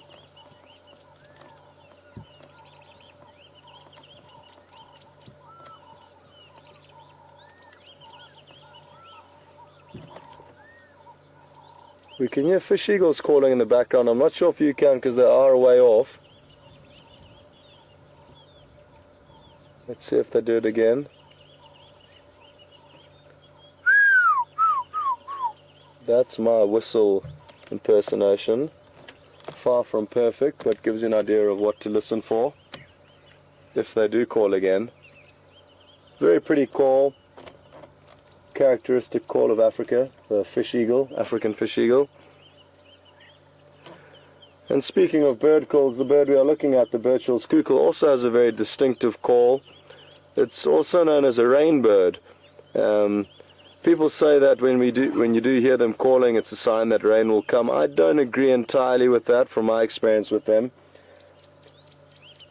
But what I do agree with is that their call does sound rain-like in a way, I guess. It's almost like bubbling water or water being poured out of a bottle.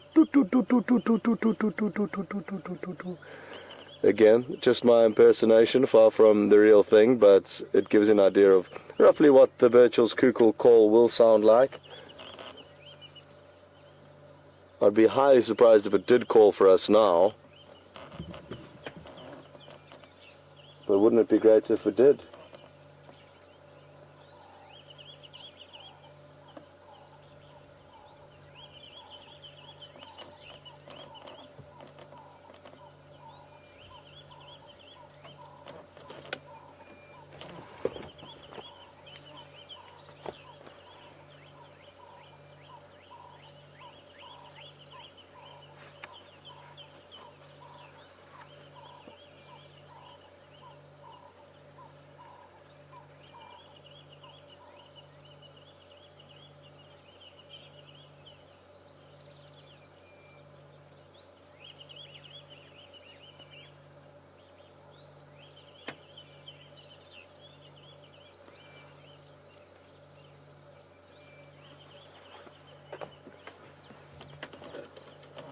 Okay, well, I was hoping we might get to see it jumping around looking for insects or small mammals,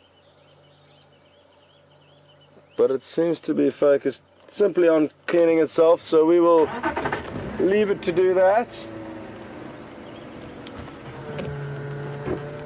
The Burchell's cuckoo.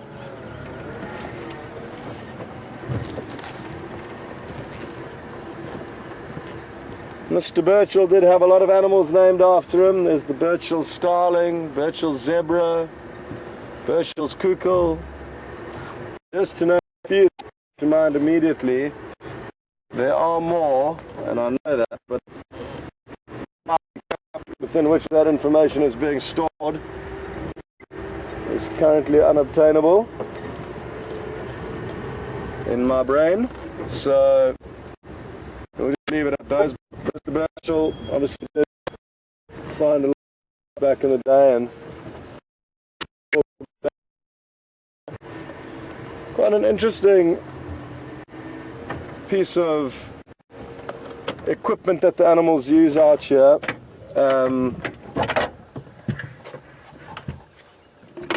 And while we are roughly on the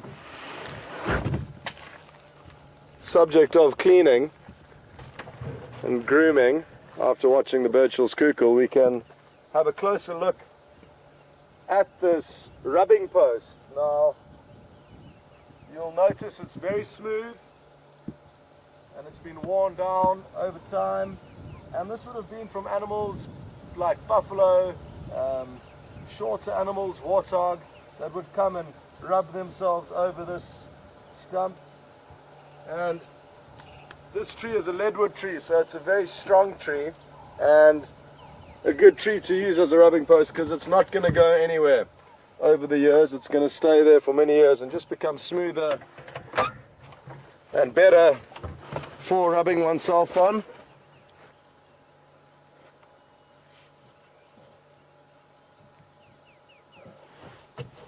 Sometimes you get lucky and can find the hairs of different animals on them, but in this case we didn't have any luck.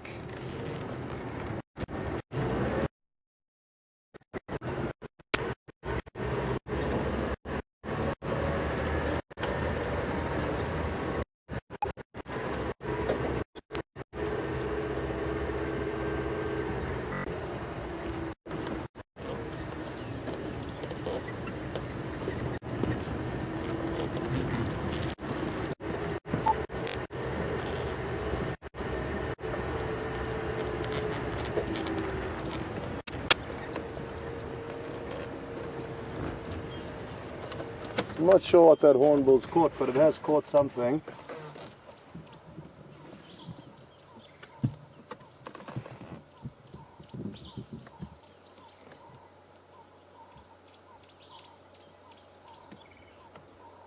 You can just see it. Looks to be a little worm dangling out of its beak. I'm going to get my binoculars onto it and try. Oh, now that, folks, is a centipede, which is venomous and quite a nasty subject, and that's possibly why this hornbill is treating it with a bit of care before swallowing it. It's going to probably try and dispatch of it and make sure it's properly dead before it attempts to swallow it, because these centipedes can bite and they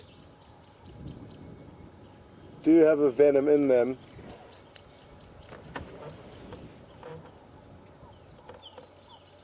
It's incredible how they use those massive beaks to so delicately hold on to and dispatch their prey.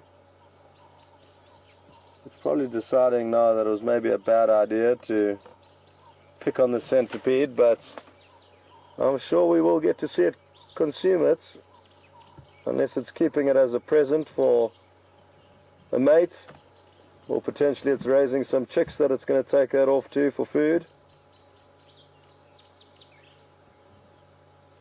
Oh, no, it looks like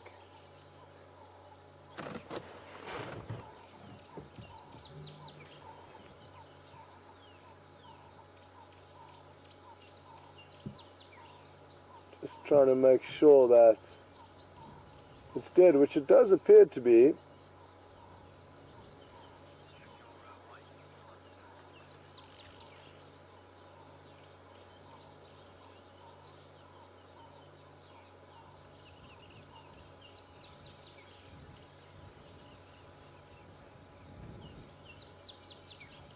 Who knows, maybe the nest is very nearby and it doesn't want to fly to the nest to feed either the female or the chicks who would be enclosed in the nest. They do enclose themselves in cavities in trees, so maybe it is nearby and he simply doesn't want to show us where the nest is, and therefore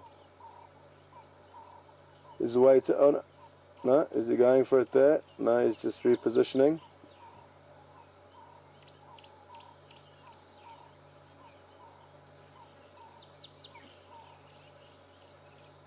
But very interesting nesting habits the hornbills use. The females will enclose themselves with mud and excrement into a small cavity just in a tree, leaving a small coin slot with which the male can then deposit food in for the female. And then once she has incubated the chicks for about 14 or 15 days and then raised them for a similar period, she then breaks out of the nest and then helps the male in acquiring enough food to feed into the chicks, and then they in turn will break out of the nest when it's their turn to do so, once they've grown a little bit more. And unless he's just had a very successful morning hunting, I really do think that he could just be waiting for us to move off before he drops it off at the nest.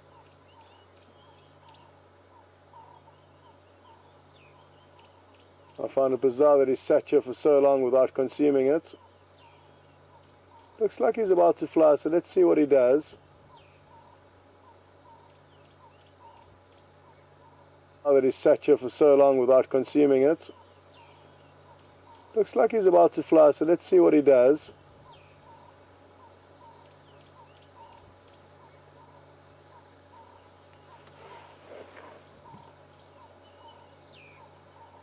Yeah. Well, either way, whether he was full-bellied or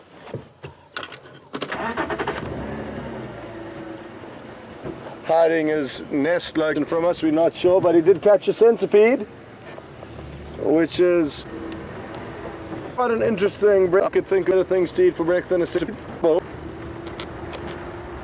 it's a delicacy.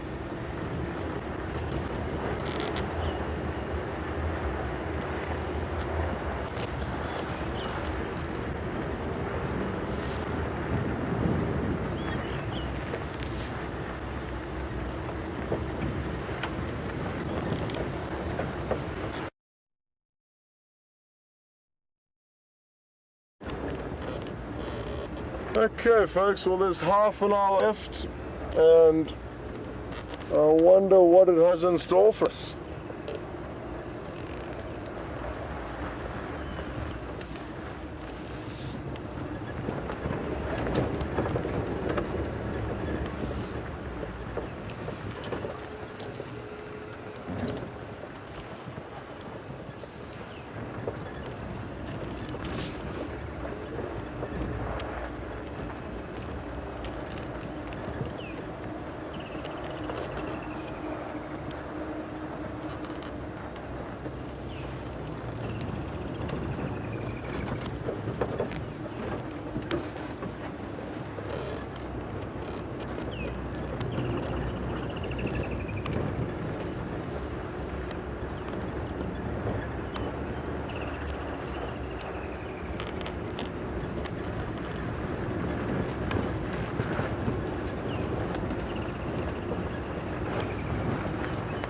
Oh, I just smelt the very strong and characteristic smell of the scent mark of a leopard. It smells very similar to buttered popcorn. The problem is there are other cats like Jennets that do have a similar scent. Establish if it was a leopard firstly, and we'll do this by checking for tracks along this road, and if it was a leopard, which direction it was heading in. It is getting difficult to see the tracks on the road at this time of day due to the sun more directly above us and therefore not casting a shadow across the track, which does help greatly in spotting them on the roads. There's no immediate sign of any tracks here, but like I say, I could well simply not be seeing them due to the substrate of the road and the sun being directly above us now.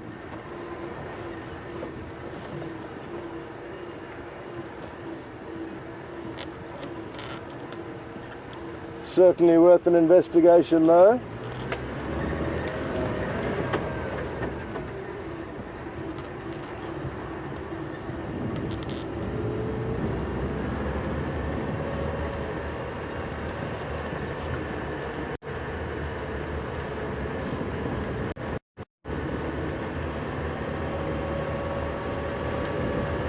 It'll be nice to go back to WildEarthTV Dam now and see what's happening in that area. There was a great sighting that Mark had yesterday afternoon of two spoonbills, which are birds with a very spoon-shaped bill, and also yellow-billed stork, which were hunting cooperatively together, the three of them in the shallows of WildEarthTV Dam, so they could still be there.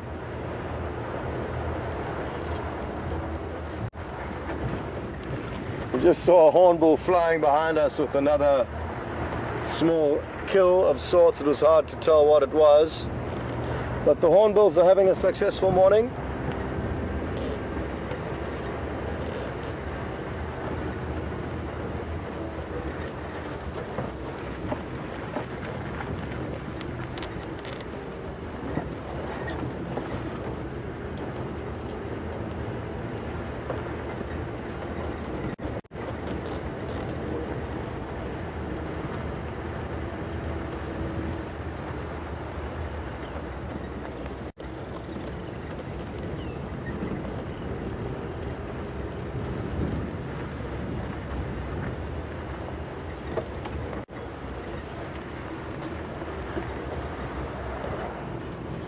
The leopard tracks that we did find this morning, close to those initial wild dog tracks that we had, certainly looked to be like a female leopard.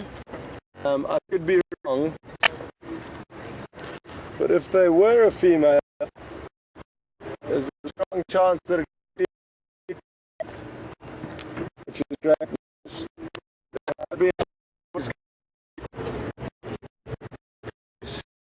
Marks around it, and he comes in. The more we have him moving on our property, the better. The game when there's of seeing.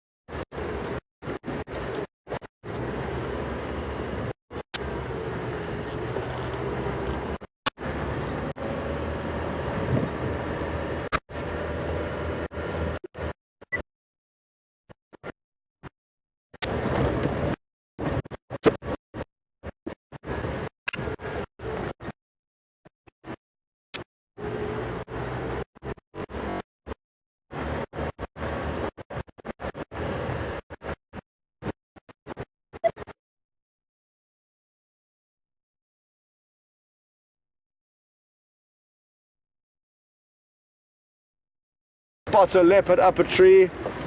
It is also wonderful to watch them climb up a tree if you're following them, but driving around, the nice thing about spotting a leopard up a tree is that you can do it from very far away,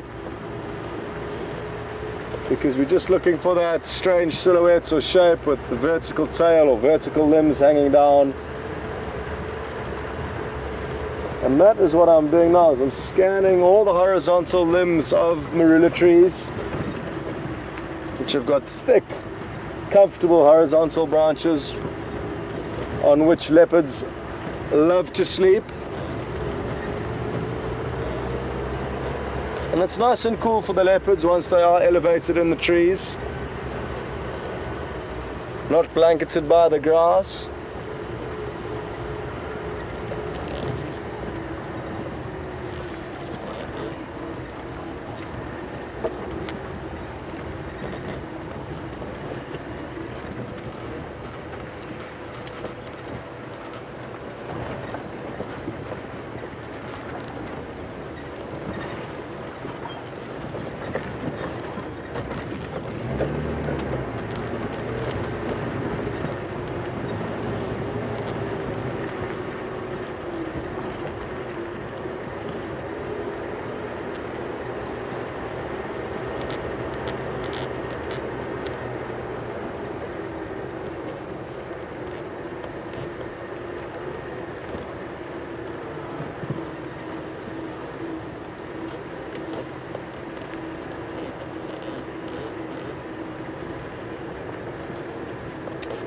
Well, sadly it appears like the spoonbills and yellow-billed storks, or stork singular, that was here yesterday moved off.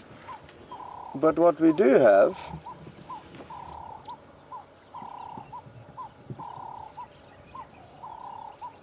are some big old Cape buffalo, old bachelor herd, and at this time of the year, it doesn't matter which waterhole you go to, it's typically has a few buffalo bulls relaxing and wallowing in it during the heat of the day, as I certainly would if I was a buffalo. This is where I would be. And then something a lot smaller and cuter than the Cape buffalo are the family of Egyptian geese that we've been watching over the last few weeks.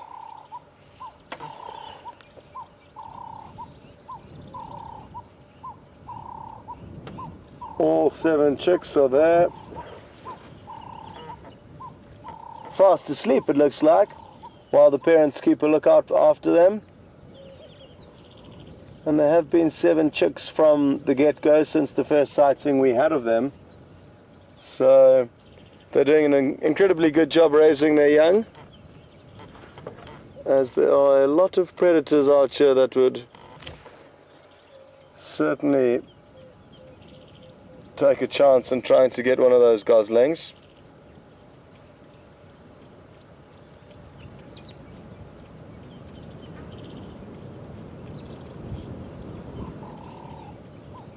I'm just using my binoculars to scan under all the shady vegetation in this area to see if there isn't an interesting character lurking right beneath us here. But so far I have had no joy in finding anything of interest.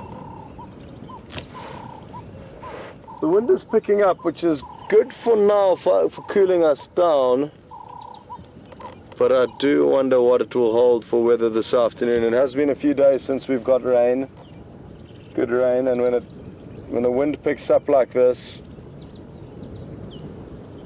it can often indicate that the bad weather is on the way. Bad weather for good broadcasting, good weather for plant life if you're wanting to grow. So rainy weather as opposed to bad weather, I think would be a better way to describe it.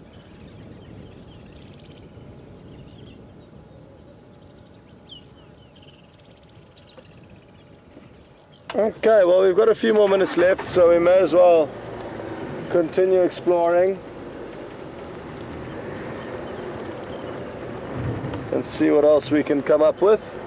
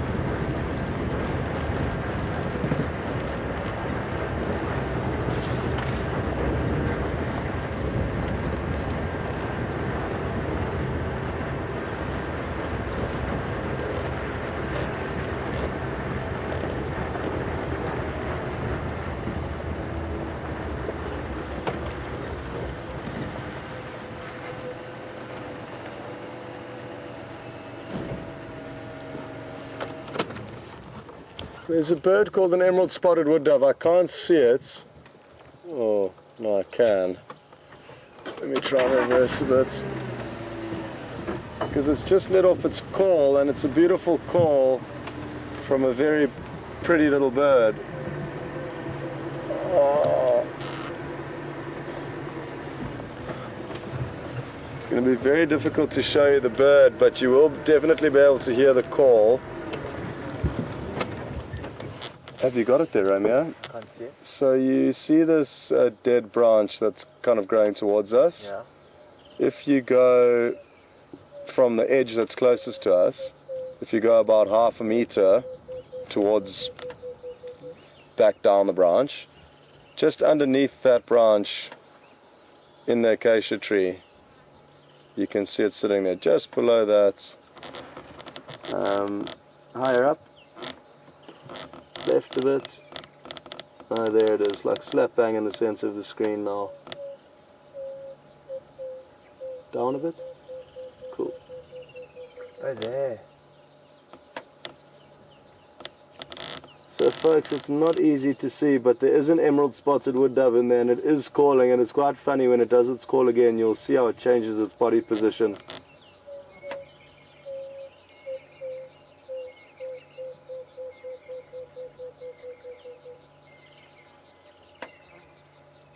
It's a very small dove relative to the other doves that we get in this area,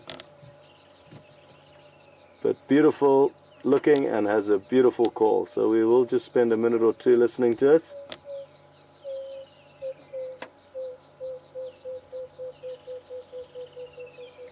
It really does have to use its whole body to fill up with air, which it then expels to create that beautiful call.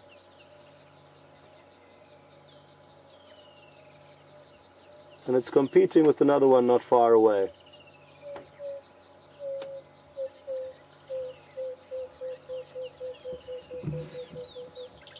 So it's just completed its call now. Another one's going to start calling not too far away.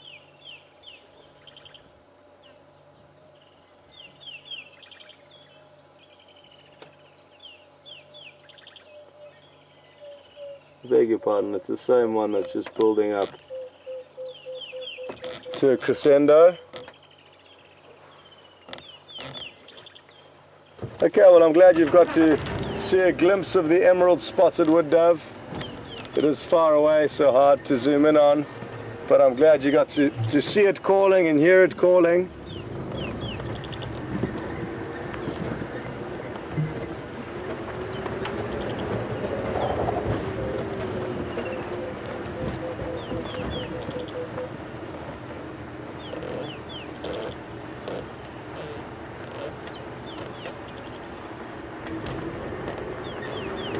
Okay.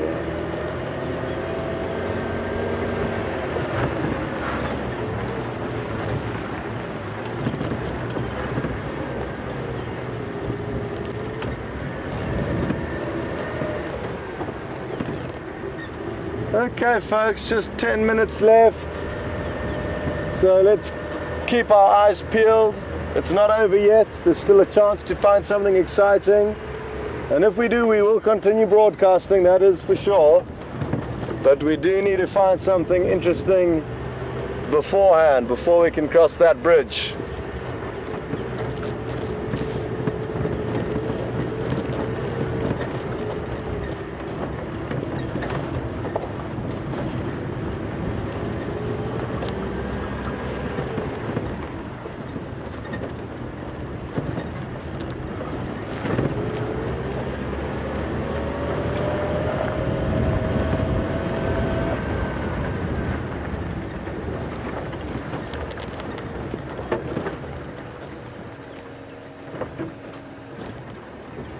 Just a track in this dried out mudwaller that I'd like to have a closer look at. It's a predator track of sorts, but I'm just trying to establish which one. It's not fresh. This is purely for interest's sake. But difficult to establish exactly what it is. It looks like it is a hyena though.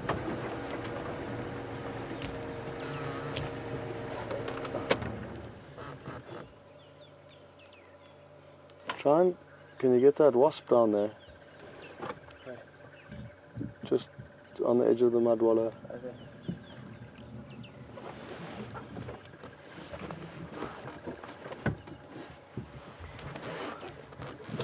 There's a little wasp. Ah, they're drinking, I think. Is that as low as you can go, eh? It's the guy.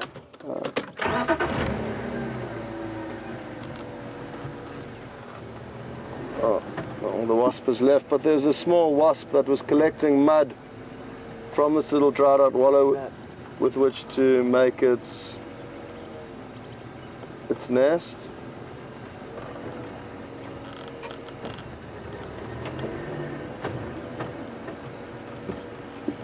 What is that thing slithering in there? Oh, it's a bug. Shame that's got... So what is called? Oh, that's exactly what it is. Very interesting. Well spotted. I'm just gonna get a little stick to show you guys this insect. It's sadly chosen a bad place to live because this is dried out now and it's now got stuck, but I am going to show you this animal.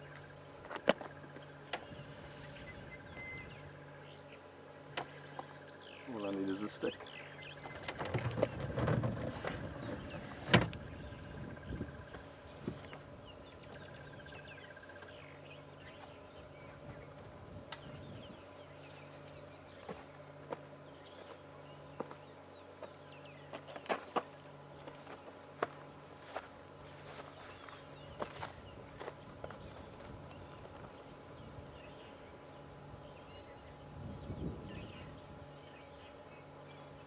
So this creature, folks, is an arachnid of sorts, and it's called a water scorpion.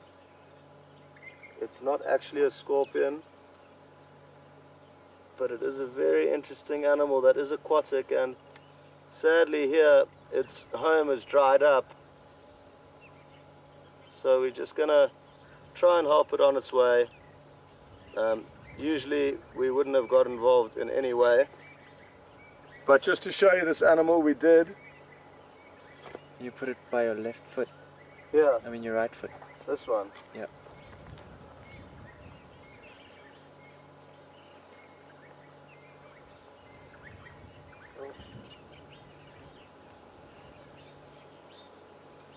Just same, it was stuck in the mud, so we've taken it out, but that is nature, and we will just leave it there to continue with its day. But interesting little creature known as a water scorpion. They are aquatic, but sadly this one's home has dried out. Interesting. Didn't expect to see one of those there.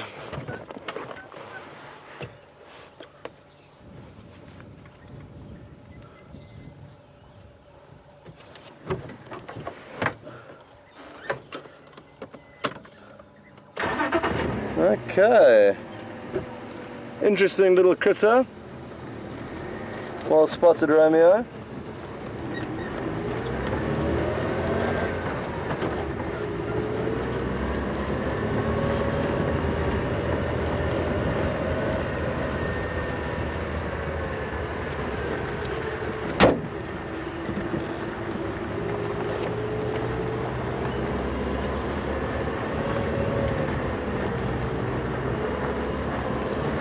Okay.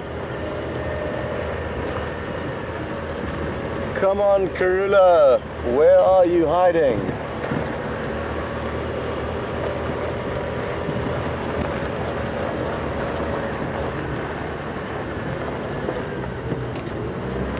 Now, if back to the female leopard tracks from this morning, if they were indeed Karula,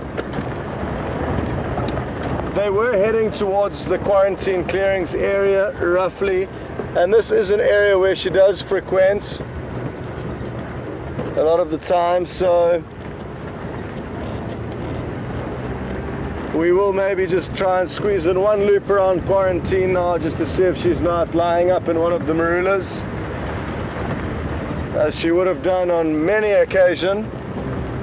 I've heard lots of stories about Karula and great sightings that she has provided guests of Djuma as well as guests of Wild Earth. So she's a very well-known and well-documented cat, and it would be wonderful to spend some time with her before we leave here at the end of January.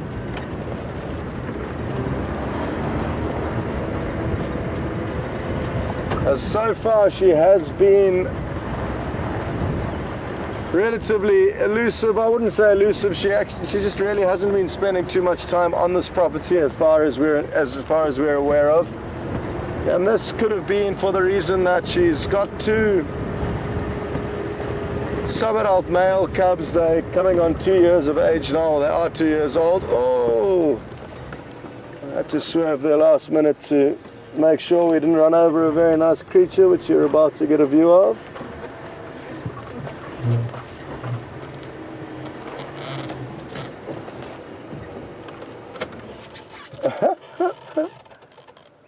Now look at how awesome this is, folks.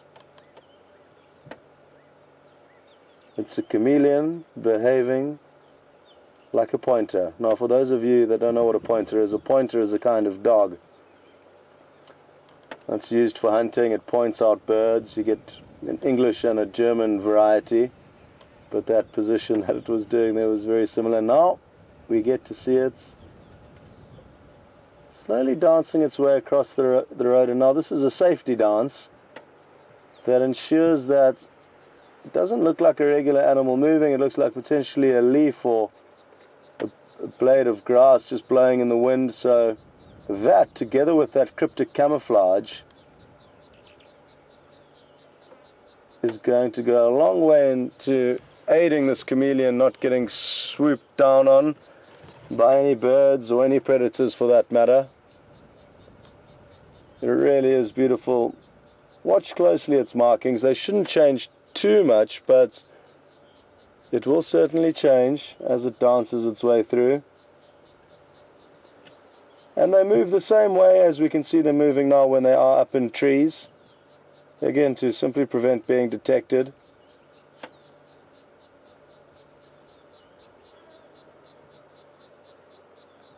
Thankfully they're not perfect at it, otherwise this one would have got squashed because it was in the middle of the road. This is awesome. And we've got 1 minute left, folks, so I'm hoping that he is going to be able to cross over within the next minute, but at the rate he's going, I think he will. The end is in sight for him.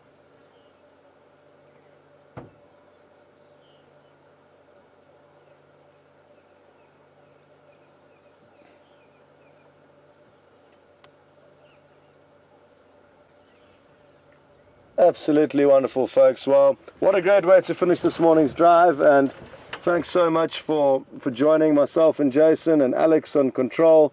What a wonderful morning we had with the wild dogs. A really, really fortunate morning, and we must remember that and cherish the memories we share with the sighting. And until then, take it easy, and we will see you a bit later. It'll be myself and Jason and Alex again. So